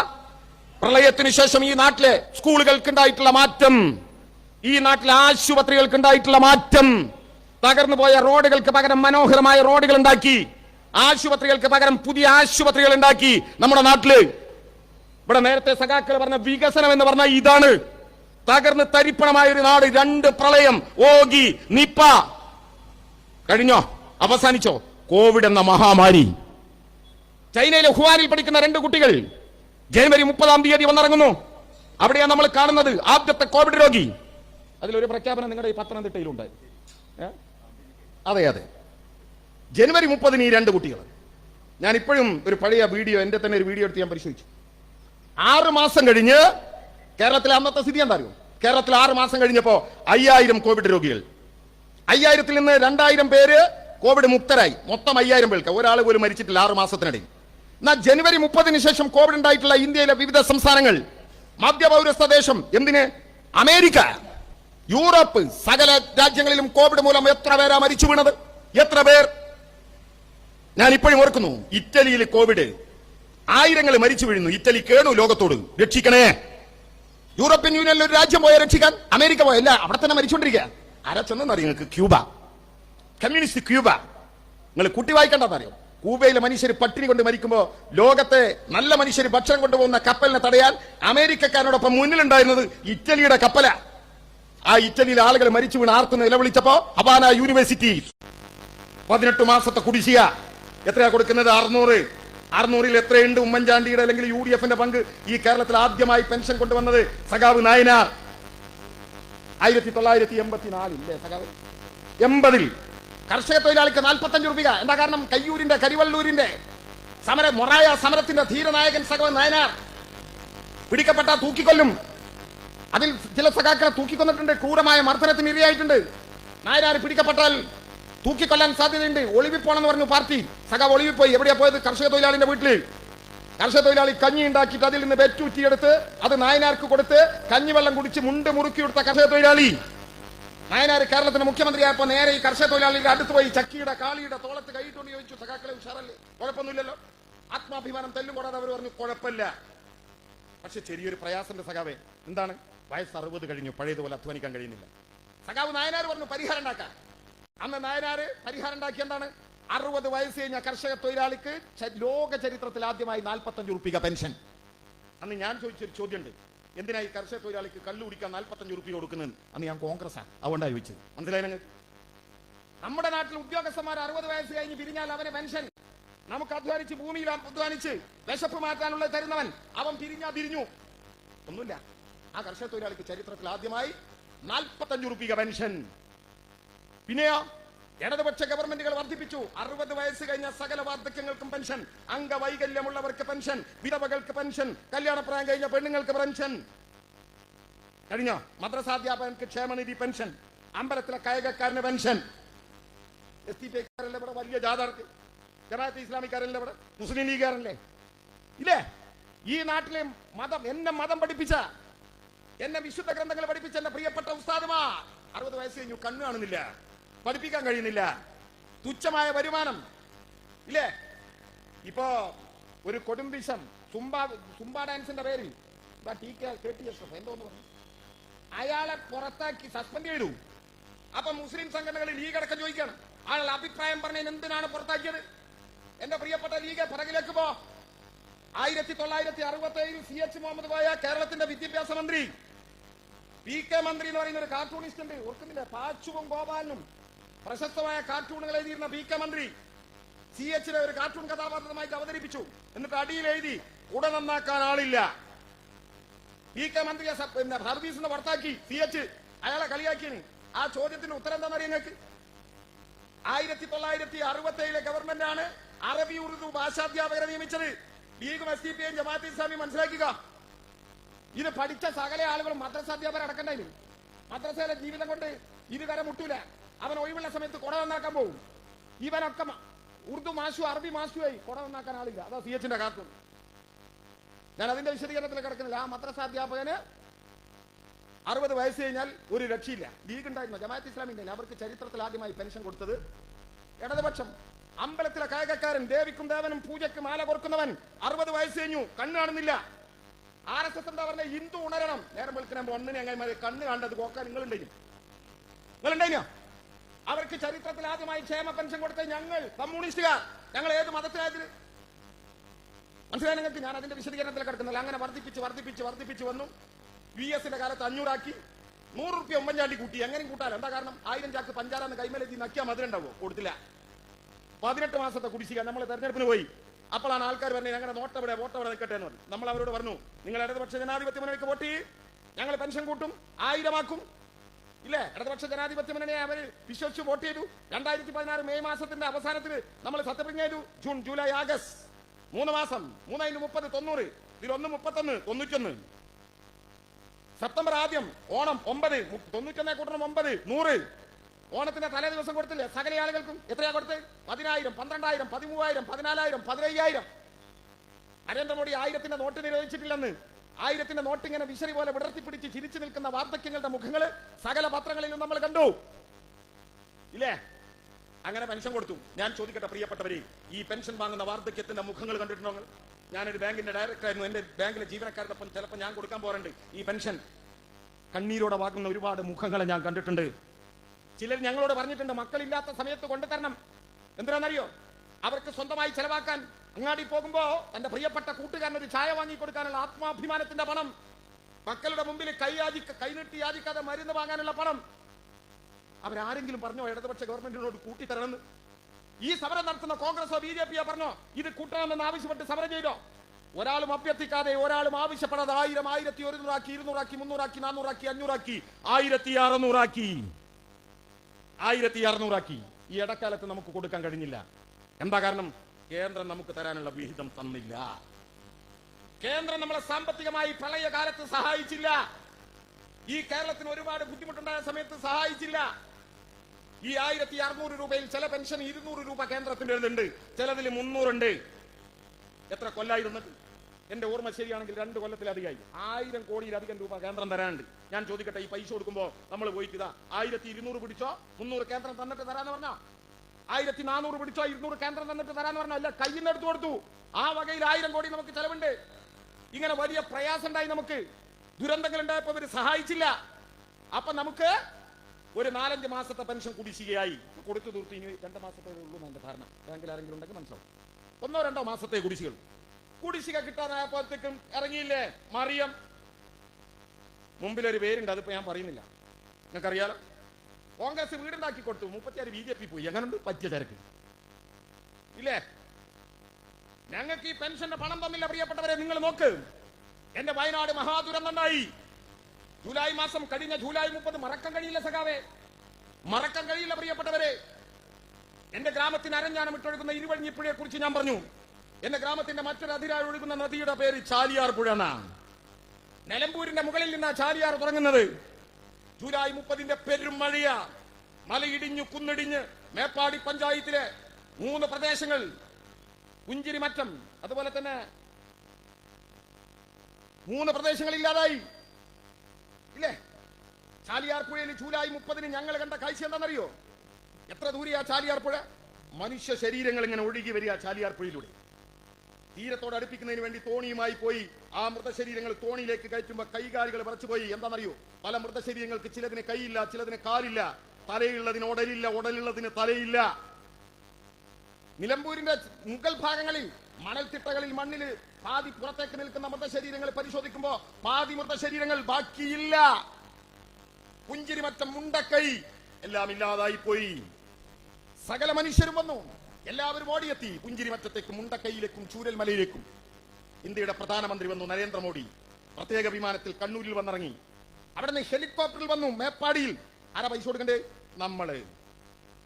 നമ്മൾ കൊടുക്കണം. ഹെലികോപ്റ്റർ പൈസ എന്താ കാരണം? ഈ മധ്യ കേരളത്തിൽ നിങ്ങൾ കണ്ടില്ലേ പ്രിയപ്പെട്ടവരെ, പ്രളയകാലത്ത് കെട്ടിടത്തിന്റെ മുകളിൽ ഒറ്റപ്പെട്ടു പോയ വീട്ടമ്മമാരെ, ഗർഭിണികളെ, ഇന്ത്യയുടെ പ്രിയപ്പെട്ട ധീരരായ പട്ടാളക്കാർ ഹെലികോപ്റ്ററിൽ വന്നിറങ്ങി കയറിന്റെ ഗോവണിയിട്ട് രക്ഷപ്പെടുത്തി കൊണ്ടുപോകുന്ന മനോഹരമായ കാഴ്ച ഞാനും നിങ്ങൾ കണ്ടു. ഒരാഴ്ച കഴിഞ്ഞപ്പോൾ നരേന്ദ്രമോദി റെസീറ്റ് ഉപ്പേറ്റി വരും. എന്തിനാണ്? ഹെലികോപ്റ്ററിന്റെ പൈസ വേണം. നമ്മുടെ നികുതി പണത്തിൽ നിന്ന് പൈസ വേണം. പൈസ നിങ്ങൾ തന്നിട്ടില്ലെങ്കിൽ നിങ്ങളുടെ റേഷൻ അരി വെട്ടും. അങ്ങനെയാ പറഞ്ഞു. നമ്മുടെ റേഷൻ അരി തരില്ല എന്ന് പറഞ്ഞു നരേന്ദ്രമോദി. അതുകൊണ്ടാണ് പറഞ്ഞു മേപ്പാടി ആശുപത്രിയിൽ വന്നു. മേപ്പാടി വന്നു നരേന്ദ്രമോദി. മുണ്ടക്കൈ പോയി, ചൂരൽമല പോയി, എന്നിട്ട് മേപ്പാടി ആശുപത്രിയിലേക്ക് വന്നു. മേപ്പാടി ആശുപത്രിയിൽ നരേന്ദ്രമോദി ഇങ്ങനെ നടക്കുമ്പോ ഒരു ഉമ്മയുടെ മടിയിൽ കിടക്കുന്ന 3 വയസ്സുള്ള കുട്ടി സ്നേഹമോൾ ഇന്ത്യയുടെ പ്രധാനമന്ത്രിയുടെ താടിയിൽ ഇങ്ങനെ തടവി ആ കണ്ണട എടുത്ത് കളിച്ചു. കാരണം 3 കുട്ടിയുടെ ശൈശവത്തിന് അറിയില്ല തന്റെ മുമ്പിൽ നിൽക്കുന്നത് ഇന്ത്യയുടെ പ്രധാനമന്ത്രിയാണെന്ന്. ആ ചിത്രങ്ങൾ പിറ്റേ ദിവസം RSSും BJPയും ലോകമാകെ പ്രചരിപ്പിച്ചു. കാരുണ്യത്തിന്റെ പ്രധാനമന്ത്രി. സാന്ദർഭികമായി പറയാണ് പ്രിയപ്പെട്ടവരെ, നിങ്ങൾക്കറിയോ ആ പെൺകുട്ടി ആരാണ്?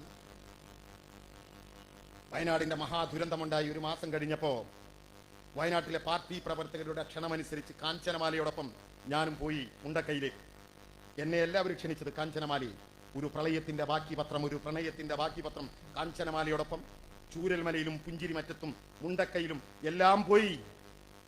മുണ്ടക്കൈയിൽ ഞങ്ങൾ ഇങ്ങനെ നിൽക്കുമ്പോ മുമ്പിൽ തകർന്നു കിടക്കുന്ന ഒരു പഴയ പീടികയുണ്ട്. ആ പീടിക കാണിച്ചുകൊണ്ട് കൂടെയുള്ള ഒരു സഖാവിനോട് ചോദിച്ചു, സഖാവേ, ഈ കെട്ടിടം ഓർക്കുന്നുണ്ടോ? എന്റെ ഓർമ്മയിലേക്ക് വന്നില്ല ആ കെട്ടിടം. സഖാവിനെ ഓർമ്മപ്പെടുത്തി. 1 കൊല്ലം മുമ്പ് സഖാവ് DYFയുടെ പരിപാടിയിൽ വന്ന് പ്രസംഗിച്ചത് ഈ പീടിക കൊലായിലായിരുന്നു. ഞങ്ങൾ അങ്ങനെ സംസാരിച്ചുകൊണ്ടിരിക്കുമ്പോ മേപ്പാടിയിൽ നിന്നൊരു സഖാവ് വിളിച്ചു. ആ സഖാവ് വിളിച്ചിട്ട് പറഞ്ഞു, ഷാജഹാന്റെ ഭാര്യയും കുട്ടിയും നിങ്ങളെ കാത്തിരിക്കുന്നു. പ്രിയപ്പെട്ടവരെ, എന്നെയല്ല, കാഞ്ചനമാലയെ കാണാൻ കാത്തിരിക്കാണ് അവര്. ആ ഷാജഹാൻ ആരാന്നറിയോ നിങ്ങൾക്ക്? മുണ്ടക്കൈയിലെ പൊതുയോഗത്തിൽ ഞാനന്ന് പ്രസംഗിച്ചപ്പോ എന്റെ പ്രസംഗത്തിന് നന്ദി പറഞ്ഞ സഖാവിന്റെ പേരാ ഷാജഹാൻ. അവന് നീ ലോകത്തില്ല. കൊണ്ടുപോയി അവനെ പ്രളയം. അവന്റെ പാപ്പി ഉമ്മയില്ല, കൊണ്ടുപോയി പ്രളയം. അവന്റെ കൂടപ്പിറപ്പുകൾ ആരുമില്ല, കൊണ്ടുപോയി പ്രളയം. ആ പ്രിയപ്പെട്ട ഷാജഹാന്റെ മകളാണ് നൈനമോൾ. ഞങ്ങൾ അവരെ കാണാൻ മേപ്പാടി ബസ് സ്റ്റാൻഡിൽ പോയി അവരുമായി സംസാരിച്ചുകൊണ്ടിരിക്കുമ്പോൾ ഷാജഹാന്റെ പ്രിയപ്പെട്ടവളോട് അറിയാതെ ഞാൻ പറഞ്ഞുപോയി, അന്ന് എന്റെ യോഗത്തിന് നന്ദി പറഞ്ഞിരുന്നത് നിങ്ങളുടെ പ്രിയപ്പെട്ട ഷാജഹാനായിരുന്നു. അവരെന്റെ മുമ്പിൽ നിന്നു പെയ്തു. പ്രിയപ്പെട്ടവരെ, അവരെന്റെ മുമ്പിൽ നിന്നു പെയ്തു. ഞങ്ങളുടെ പ്രിയപ്പെട്ട ഷാജഹാൻ ഉണ്ടല്ലോ, ആ ഷാജഹാന്റെ 8ഉം 8ഉം തിരിയാത്ത 3 വയസ്സുകാരി പെൺകുട്ടി ഉണ്ടല്ലോ, നിങ്ങളുടെ താടിയിൽ തടവി കളിച്ച ആ പെൺകുട്ടിക്ക് ഒരു കുഞ്ഞുടുപ്പ് വാങ്ങാനുള്ള പണം കൊടുത്തോ ഈ ദുഷ്ടന്മാർ? കൊടുത്തോ? ഇവരുടെ തറവാട്ട് വീട്ടെന്ന് ചോദിക്കല്ല, ജനനം മുതൽ മരണം വരെ ഞാൻ നിങ്ങൾ കൊടുക്കുന്ന നികുതി പണം. ഒരു കുഞ്ഞ് ജനിച്ചാൽ ആദ്യം വാങ്ങുന്ന എന്താ? ബേബി സോപ്പ് കുളിപ്പിക്കാൻ. അടുത്ത് വാങ്ങുന്ന എന്താ? ബേബി പൗഡർ കുട്ടിയെ ഒന്ന് മണപ്പിക്കാൻ. അടുത്ത് വാങ്ങുന്ന എന്താണ്? ഒരു കുഞ്ഞുടുപ്പ്. അവിടെ തുടങ്ങി വാങ്ങലുകൾ തുടങ്ങാൻ നമ്മൾ വാങ്ങി വാങ്ങി വാങ്ങി അവസാനം ഈ ലോകത്ത് നിന്ന് വിട പറയുമ്പോ ഏത് മതക്കാരിൽപ്പെട്ടവരാണെങ്കിലും അവൻ മരിച്ചു വീണ വീട്ടിൽ സുഗന്ധം പരത്തുന്ന, സ്വയം എരിഞ്ഞടങ്ങുന്ന സാധനത്തിന്റെ പേര് ചന്ദനത്തിരിന. ആ ചന്ദനത്തിരിയുടെ പാക്കറ്റിന്റെ മുകളിൽ നോക്കണം നിങ്ങൾ, ഇൻക്ലൂഡഡ് ടാക്സ്. ടാക്സ് അടക്കമാണ്. ജനിച്ച വീണ നാളിൽ കുളിപ്പിക്കാൻ വേണ്ടി വാങ്ങിയ സോപ്പ് മുതൽ മരിച്ചു വീഴുമ്പോ പുകയുന്ന ചന്ദനത്തിരി വരെ ഞാനും നിങ്ങളും കൊടുക്കുന്ന നികുതി പണം. ആ നികുതി പണത്തെ GST എന്ന ഓമന പേരിട്ട് നമുക്ക് തരാമെന്ന് പറഞ്ഞു പറ്റിച്ച് വരാതെ നമ്മളെ സാമ്പത്തികമായി ഞെരുക്കുന്ന ഒരു കേന്ദ്രം. എന്നിട്ട് നമ്മൾ പിടിച്ചു നിൽക്കുക. ഈ ഗവൺമെന്റ് കൃത്യമായ നികുതി പിരിവ് നടത്തി ഈ പെൻഷൻ കൊടുക്കുക, ഈ ആനുകൂല്യങ്ങൾ മുഴുവൻ കൊടുക്കുക, എല്ലാ സംവിധാനങ്ങളും ഒരുക്കുക. ഇല്ലേ? ഞാൻ ചോദിക്കട്ടെ പ്രിയപ്പെട്ടവരെ, ആ വയനാടിന് വേണ്ടി സകല മനുഷ്യരും പിരിപ്പിച്ചു. ഈ കേരളത്തിലെ DYFI എന്ന പ്രസ്ഥാനം ഉണ്ടല്ലോ, ഒരു മനുഷ്യന്റെ മുമ്പിലും കൈനീട്ടി പിരിപ്പിച്ചല്ല. ജീവിതത്തിൽ ഇന്ന് വരെ കല്ല് ചുമന്ന് നോക്കാത്തവൻ കരിങ്കല്ല് പേറി ചുമന്നു, ചെങ്കല്ല് ചുമന്നു, ലോറിയിൽ മരം കയറ്റി, ആക്രി പെരുക്കി, മീൻ കച്ചവടം നടത്തി, പിന്നെ കന്നാസും കടലാസും വിറ്റു. അതുപോലെ തന്നെ ബിരിയാണി ചാലഞ്ച് ചേർത്തു. എത്ര ഉണ്ടാക്കിയെന്നറിയോ? 20 കോടി. തോൽക്കാൻ ഞങ്ങൾക്ക് മനസ്സില്ലടോ, ഞങ്ങൾക്ക് മനസ്സില്ല. ഉണ്ടാക്കിയില്ലേ? ഈ നാട്ടിലെ ജനങ്ങൾ മുഴുവനും അതിനുവേണ്ടി സമരിക്കില്ല. ഞാൻ ചോദിക്കട്ടെ, വയനാട് MP-യുടെ പേരെന്താണ്? പ്രിയങ്ക റോബർട്ട് വധേര. പ്രിയങ്ക ഗാന്ധി എങ്ങനെ പറയാം? പണ്ഡിറ്റ് ജവഹർലാൽ നെഹ്റുവിന്റെ മകൾ ഇന്ദിര, ഫിറോസ് ഗാന്ധി, നോട്ട് ഗാന്ധി, പ്രണയിച്ചു കല്യാണം കഴിച്ചു. ഗാന്ധി എന്ന ഗാന്ധി ആയിരുന്നു എനിക്കറിഞ്ഞൂടാ. 2 മക്കളുണ്ടായി. ഒന്ന് രാജീവ് ഗാന്ധി, ഒന്ന് സഞ്ജയ് ഗാന്ധി. സഞ്ജയ് ഗാന്ധി ജീവിച്ചിരിപ്പില്ല, മരിച്ചുപോയി. ഭാര്യ മനേക ഗാന്ധി, മകൻ വരുൺ ഗാന്ധി. സർപ്പം പോലത്തെ BJP. നിങ്ങൾ നെഹ്റു കുടുംബത്തിന്റെ പോലീസൊക്കെ എങ്ങനെ പറയല്ലോ? നേർപ്പാതി BJP. അടുത്തത് രാജീവ് ഗാന്ധി, ജീവിച്ചിരിപ്പില്ല, മരിച്ചുപോയി. ഭാര്യ സോണിയാഗാന്ധി, 2 മക്കള്, ഒന്ന് രാഹുൽ ഗാന്ധി, ഒന്ന് പ്രിയങ്ക ഗാന്ധി. അച്ഛന്റെ വാല, അച്ഛന്റെ പേരിന്റെ ഗാന്ധിയ. ആ പ്രിയങ്ക കല്യാണം കഴിച്ചാരാ? റോബർട്ട് വധേര. അപ്പൊ പ്രിയങ്ക റോബർട്ട്, ആ പ്രിയങ്ക റോബർട്ട് ഈ വയനാട്ടിലെ മനുഷ്യർക്ക് ഒറ്റ പൈസ കൊടുത്തോ? നിങ്ങൾ പറ. വീട്ടിൽ നിന്ന് എടുത്ത് കൊടുക്കാനല്ല പറഞ്ഞത്. MP ഫണ്ടിൽ നിന്ന് കൊടുത്തു. ജോൺ ബ്രിട്ടാസ് 25 ലക്ഷം കൊടുത്തു. ഇടതുപക്ഷത്തിന്റെ സകല MLA-മാരും കൊടുത്തു. കോൺഗ്രസിന്റെ ഷാഫി കൊടുത്തിട്ടുണ്ട്, വേറെ ആൾ കൊടുത്തിട്ടുണ്ട്. കൊടുത്തെന്ന് പറയുന്നു. BJP-യുടെ PT ഉഷ 5 ലക്ഷം കൊടുത്തെന്ന് പറയുന്നു. എന്ത് പ്രിയങ്ക റോബർട്ട് വധേര കൊടുക്കാത്ത ഈ പത്തനംതിട്ടയിലെ കോൺഗ്രസ് പറ? നിങ്ങൾ ഇങ്ങനെ പിന്നെ വീണ ജോർജിന്റെ പിറകെ നടന്നാ പോരാ. വീണ ജോർജ് നാട്ടുണ്ടാക്കിയ നേട്ടങ്ങൾ ഞങ്ങൾ എണ്ണി പറയാ. അവരെ കുരിശിലേറ്റ നടക്കുന്നവരോട് ഞങ്ങൾ ചോദിക്കാം, എന്തേ ഒരുപാട് മനുഷ്യർ മരിച്ചുപോയ ആ വയനാടിന്റെ മണ്ണിൽ ഒറ്റ നയാ പൈസ കൊടുത്തോ? പ്രിയങ്ക റോബർട്ട് വധേര ആരാ? കഴിഞ്ഞ പാർലമെന്റ് തെരഞ്ഞെടുപ്പിൽ ഇലക്ട്രൽ ബോണ്ടിലൂടെ 170 കോടി രൂപ കൊടുത്തു. ആർക്ക്? BJP-ക്ക്. എന്തിനാ BJP-ക്ക് വേണം? ഇതേതാ കൊല്ലം 2025 എന്നാ BJP RSS ഉണ്ടായത്. RSS-ന്റെ രാഷ്ട്രീയ മുഖാണ് BJP. 1925 RSS ഉണ്ടാവുമ്പോൾ അവർ 3 പേരെ പ്രഖ്യാപിത ശത്രുക്കളായി പറഞ്ഞു. 1 മുസ്ലിം, 2 ക്രിസ്ത്യാനി, 3 കമ്മ്യൂണിസ്റ്റുകാർ. മതത്തിന്റെ പേരിൽ രാഷ്ട്രമുണ്ടാക്കുന്നവൻ ഇതര മതക്കാരൻ ശത്രുവായിരിക്കും സ്വാഭാവികം. അതുകൊണ്ട് മുസ്ലിമും ക്രിസ്ത്യാനിയും അവന്റെ ശത്രുവും. അതൊന്നും കാസക്ക് മനസ്സിലായിട്ടില്ല കേട്ടോ. അത് വേറെ കഥ, സമയം കിട്ടുകയാണെങ്കിൽ നമുക്ക് പറയാം. കാസക്ക് അതൊന്നും മനസ്സിലായിട്ടില്ല ഇല്ലേ? 3ാം ശത്രു കമ്മ്യൂണിസ്റ്റ്. എന്തേ കമ്മ്യൂണിസ്റ്റുകാരൻ ശത്രുവായത്? കമ്മ്യൂണിസ്റ്റുകാരൻ പറയുന്നത് ഹിന്ദുവിനും മുസ്ലിമിനും ക്രിസ്ത്യാനിക്കും തുല്യാവകാശമുള്ള രാജ്യം. 10 കൊല്ലങ്ങൾക്ക് മുമ്പ് ഡൽഹിയിൽ ചേർന്ന ലോക ഹിന്ദു മഹാസമ്മേളനത്തിൽ RSS ശത്രുതാ പത്രിക ഒന്ന് തിരുത്തി. M എന്ന ഇംഗ്ലീഷ് അക്ഷരത്തിൽ തുടങ്ങുന്ന 5 പേരാണ് ഞങ്ങളുടെ ശത്രുക്കൾ. 1ാം ശത്രു മാർക്സിസ്റ്റുകൾ, 2ാം ശത്രു മുസ്ലിം, 3ാം ശത്രു മെഷീനറീസ്, ക്രിസ്ത്യൻ മെഷീനറീസ്, 4ാം ശത്രു മെത്തോളജിസ്റ്റുകൾ, ഭൗതികവാദികൾ എന്ന് പോയി. എന്തേ 1ാം ശത്രു മുസ്ലിം എന്നുള്ളത് മാറി മാർക്സിസ്റ്റുകൾ എന്നായത്? ഇന്ത്യയിലെ മതന്യൂനപക്ഷങ്ങൾ ആക്രമിക്കപ്പെടുമ്പോൾ നെഞ്ചു വിരിച്ച് കാവൽ നിൽക്കുന്ന ഞങ്ങളാണ്, മാർക്സിസ്റ്റുകളാണ്. അതവർക്ക് ബോധ്യായി. അതുകൊണ്ട് 1ാം ശത്രു ഒന്നും എന്റെ വിഷയമല്ല. 1925 രൂപീകരിച്ച RSS പറഞ്ഞു 100 കൊല്ലം കൊണ്ട് ഞങ്ങൾ ഇന്ത്യയെ ഒരു ഹിന്ദു രാജ്യമാക്കും. ആ 100ാമത്തെ കൊല്ലാണ് 2025. 2025 അവർക്ക് ഇന്ത്യയുടെ ഭരണം കിട്ടണം.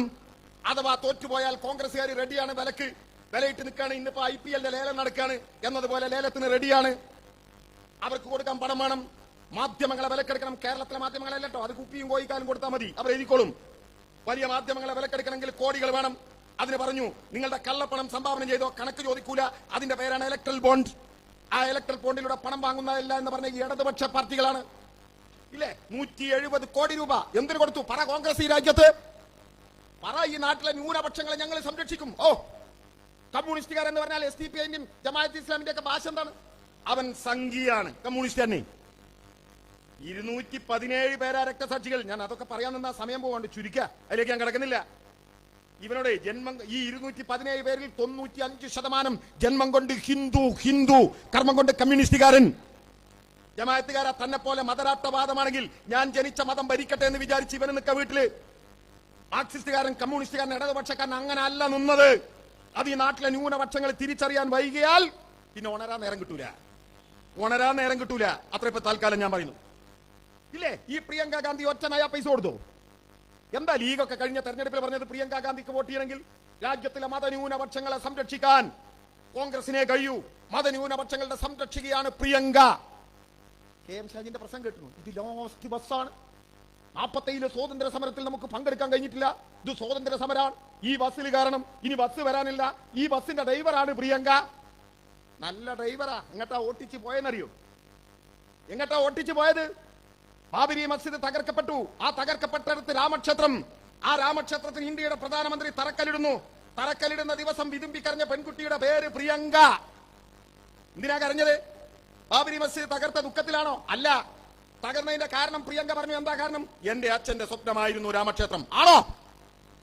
എന്നെ കേൾക്കുന്ന പത്തനംതിട്ടയിലെ കോൺഗ്രസ്സുകാരൻ നാളെ മൈക്ക് കെട്ടി അങ്ങാടിയിൽ മറുപടി പറ. ഈ സ്ക്വയറിൽ ആണോ?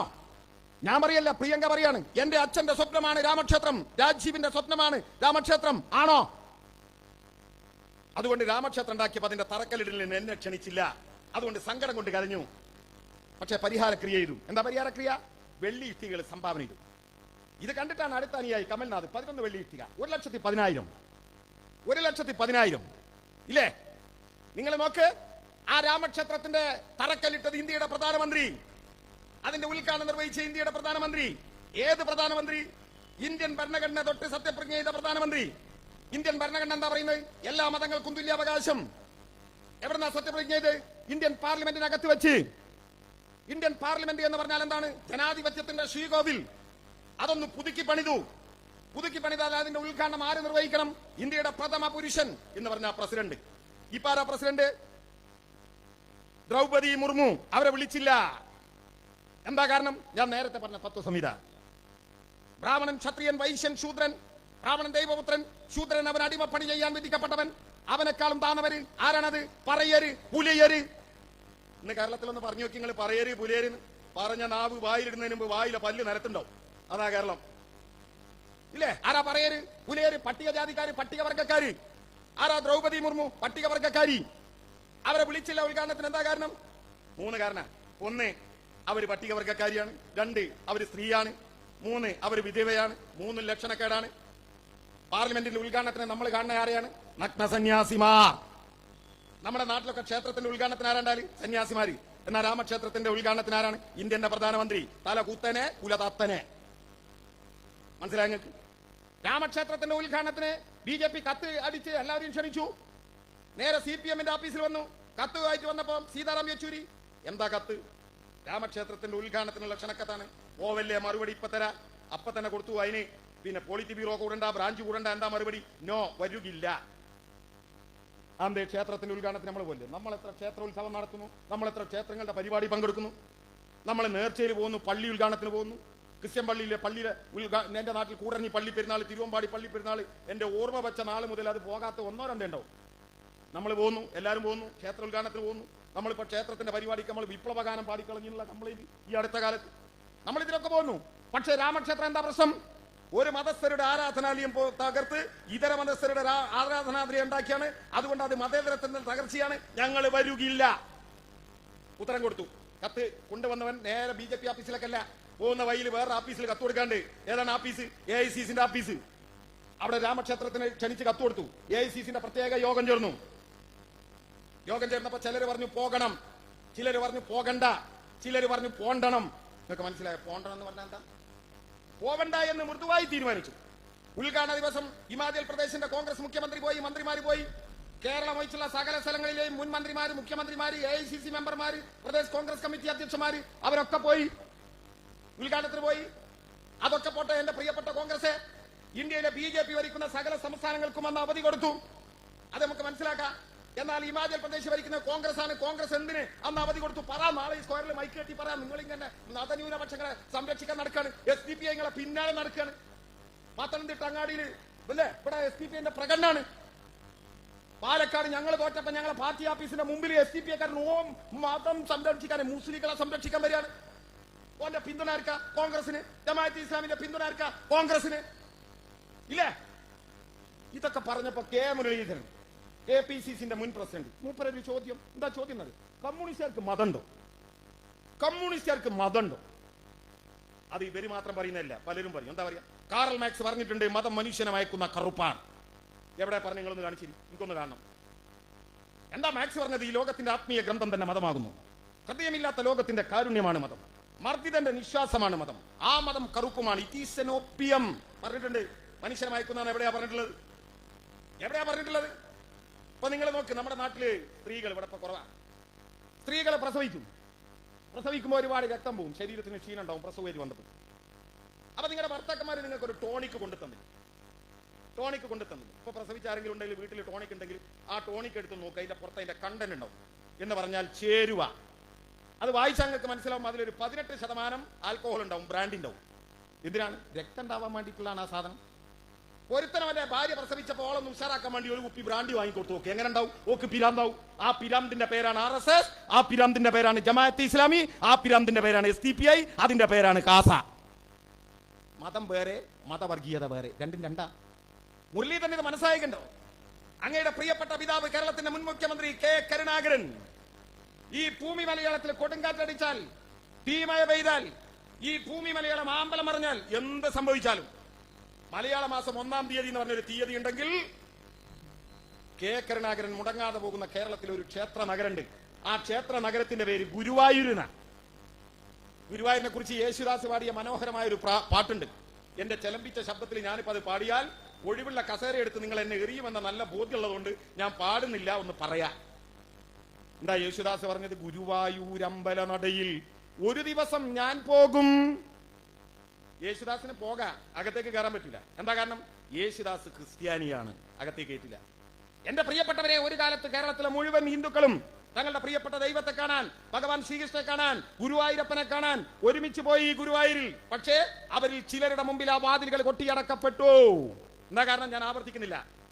നേരത്തെ RSS പറഞ്ഞ ബ്രാഹ്മണൻ, ക്ഷത്രിയൻ, വൈശ്യൻ, ശൂദ്രൻ, താണജാതിക്കാരന്റെ പ്രവേശനമല്ല, ഉയർന്ന ജാതിക്കാരന് മാത്രം.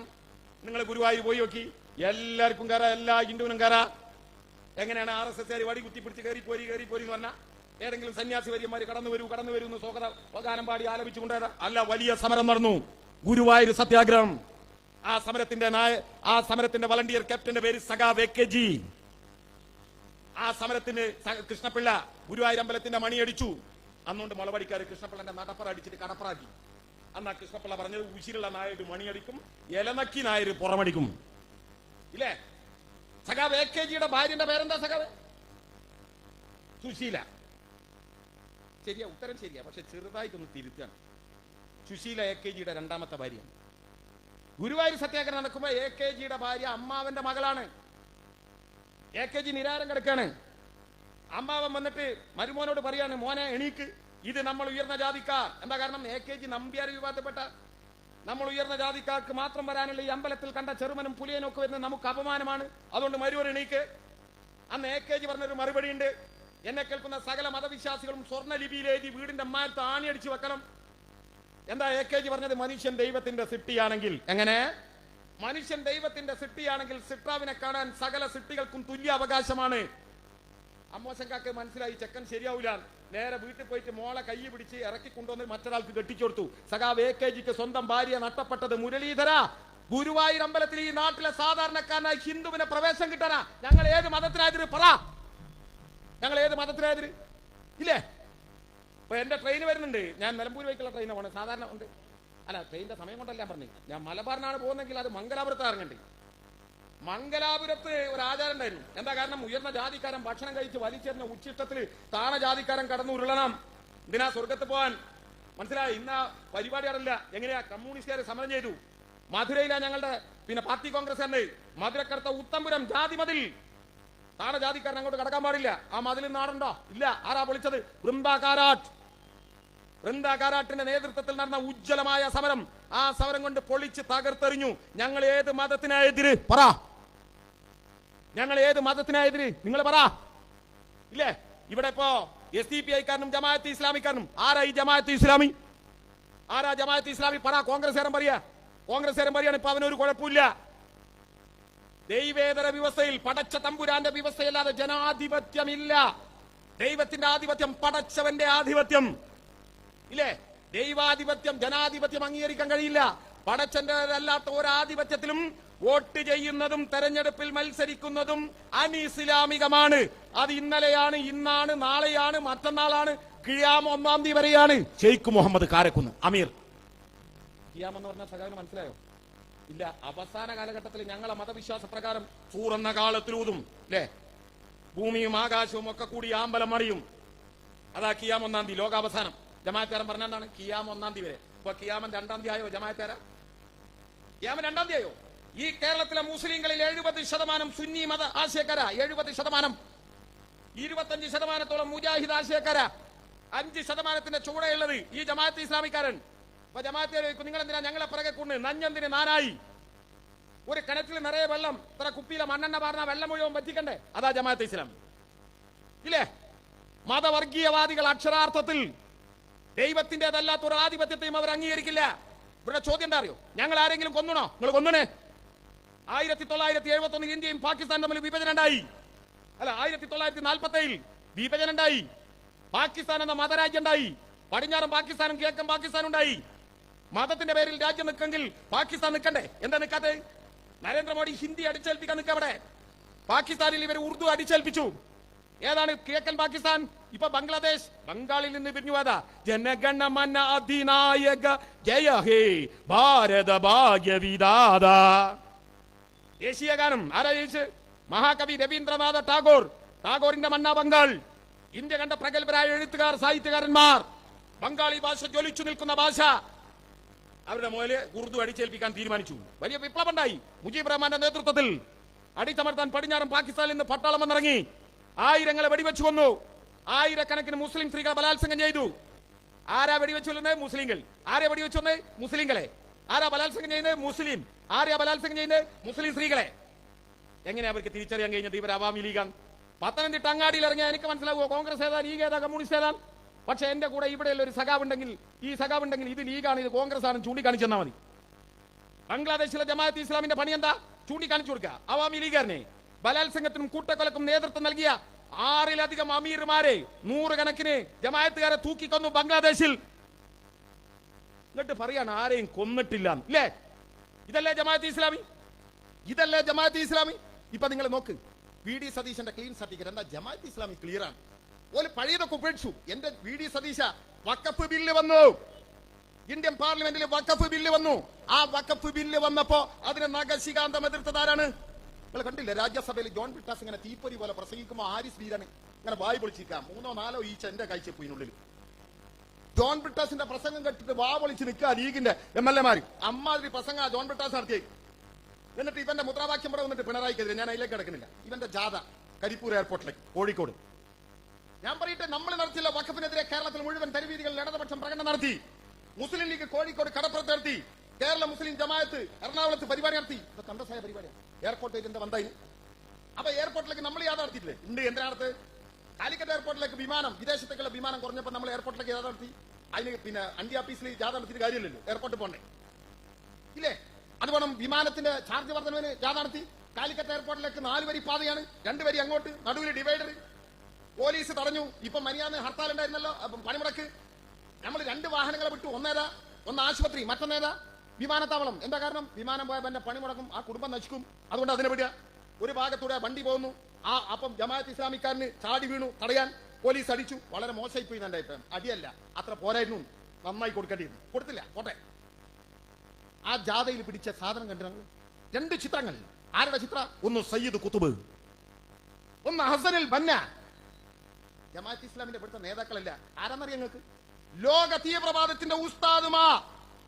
ജമാഅത്ത് ഇസ്ലാമിന്റെ, SDPI ന്റെ, മുസ്ലിം ലീഗിന്റെ വെല്ലുവിളിക്കുന്ന ഞാനടക്കമുള്ള മുസൽമാൻ 5 നേരം നമസ്കരിക്കുന്നത് പടിഞ്ഞാറ്റ് തിരിഞ്ഞിട്ടാ. വിശുദ്ധമായ 2 പള്ളികളുണ്ട് സൗദി അറേബ്യയിൽ. ഒന്ന് കഅബാലയം, അന്ത്യപ്രവാചകൻ അന്ത്യവിശ്രമം കൊള്ളുന്ന മദീനയിലെ പള്ളി. നിങ്ങൾ സൗദി അറേബ്യയിൽ പോയിട്ട് വെറുതെ തമാശക്കൊന്ന് ഹസനുൽ ബന്ന എന്ന് പറഞ്ഞു വെക്കാം. ഇങ്ങോട്ട് പോരാ. പാസ്പോർട്ടിൽ തല ഉണ്ടാവില്ല. പാസ്പോർട്ടിലല്ല, ഒട്ടൽമേലും ഉണ്ടാവില്ല. മനസ്സിലായി നിങ്ങൾക്ക്? ഏതെങ്കിലും ഒരു അറബ് രാജ്യത്ത്, ഇസ്ലാമിക രാജ്യത്ത് പോയി ഹസനുൽ ബന്ന എന്ന് പറ. ജമാൽ അബ്ദുൽ നാസർ, സൂയസ് കനാലിന്റെ യുദ്ധത്തിൽ ജമാൽ അബ്ദുൽ നാസർ വിജയം വരിച്ചപ്പോ ജവഹർലാൽ നെഹ്റുവിന്റെ കൂട്ടുകാരനായ ജമാൽ അബ്ദുൽ നാസറിന്റെ പേരിട്ട കൂട്ടത്തിലാണ് എന്റെ പേരും അബ്ദുൽ നാസർ ആയത്. അതാണ് ആലപ്പുഴയിലെ ഈയവ സുഹൃത്ത് നമ്മുടെ ജില്ലാ സെക്രട്ടറി നാസർ സഖാവിന്റെ പേരും അങ്ങനെ വന്നതാ. ഹിന്ദു മുസ്ലിം വ്യത്യാസമൊന്നുമില്ലേ. ആ അബ്ദുൽ നാസറിനെ വധിക്കാൻ ശ്രമിച്ചതിന് തൂക്കിക്കൊന്ന മഹാന്റെ പേരാണ് അസനുൽ ബന്ന. എന്റെ പ്രിയപ്പെട്ട വി ഡി സതീശ, അൽഗാമിൽ നിങ്ങൾ കണ്ടോ 23 മനുഷ്യരെ വെടിവെച്ചു കൊന്ന തീവ്രവാദികൾ.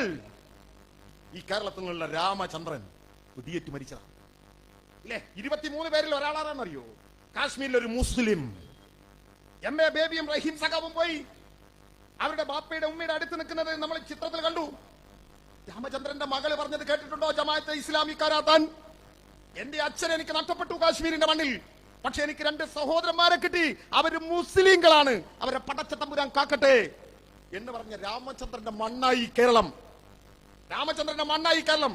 ആരാ വെടിവെച്ചുന്നത്? കാശ്മീരിലെ തീവ്രവാദികൾ. ആരാണ് കാശ്മീരിലെ തീവ്രവാദികൾ? എന്റെ ട്രെയിൻ പോകുമ്പോ കൂടി കാണിക്കാൻ നിന്നാൽ ഈ സഖാവ് പോണ്ടെന്നൊക്കെ പറയും, അത് നോക്കിയോണ്ട് നിന്നാൽ. പക്ഷെ ഞാൻ ഒറ്റൊന്ന് കാണിക്കാം. എന്താ കാരണം അറിയോ?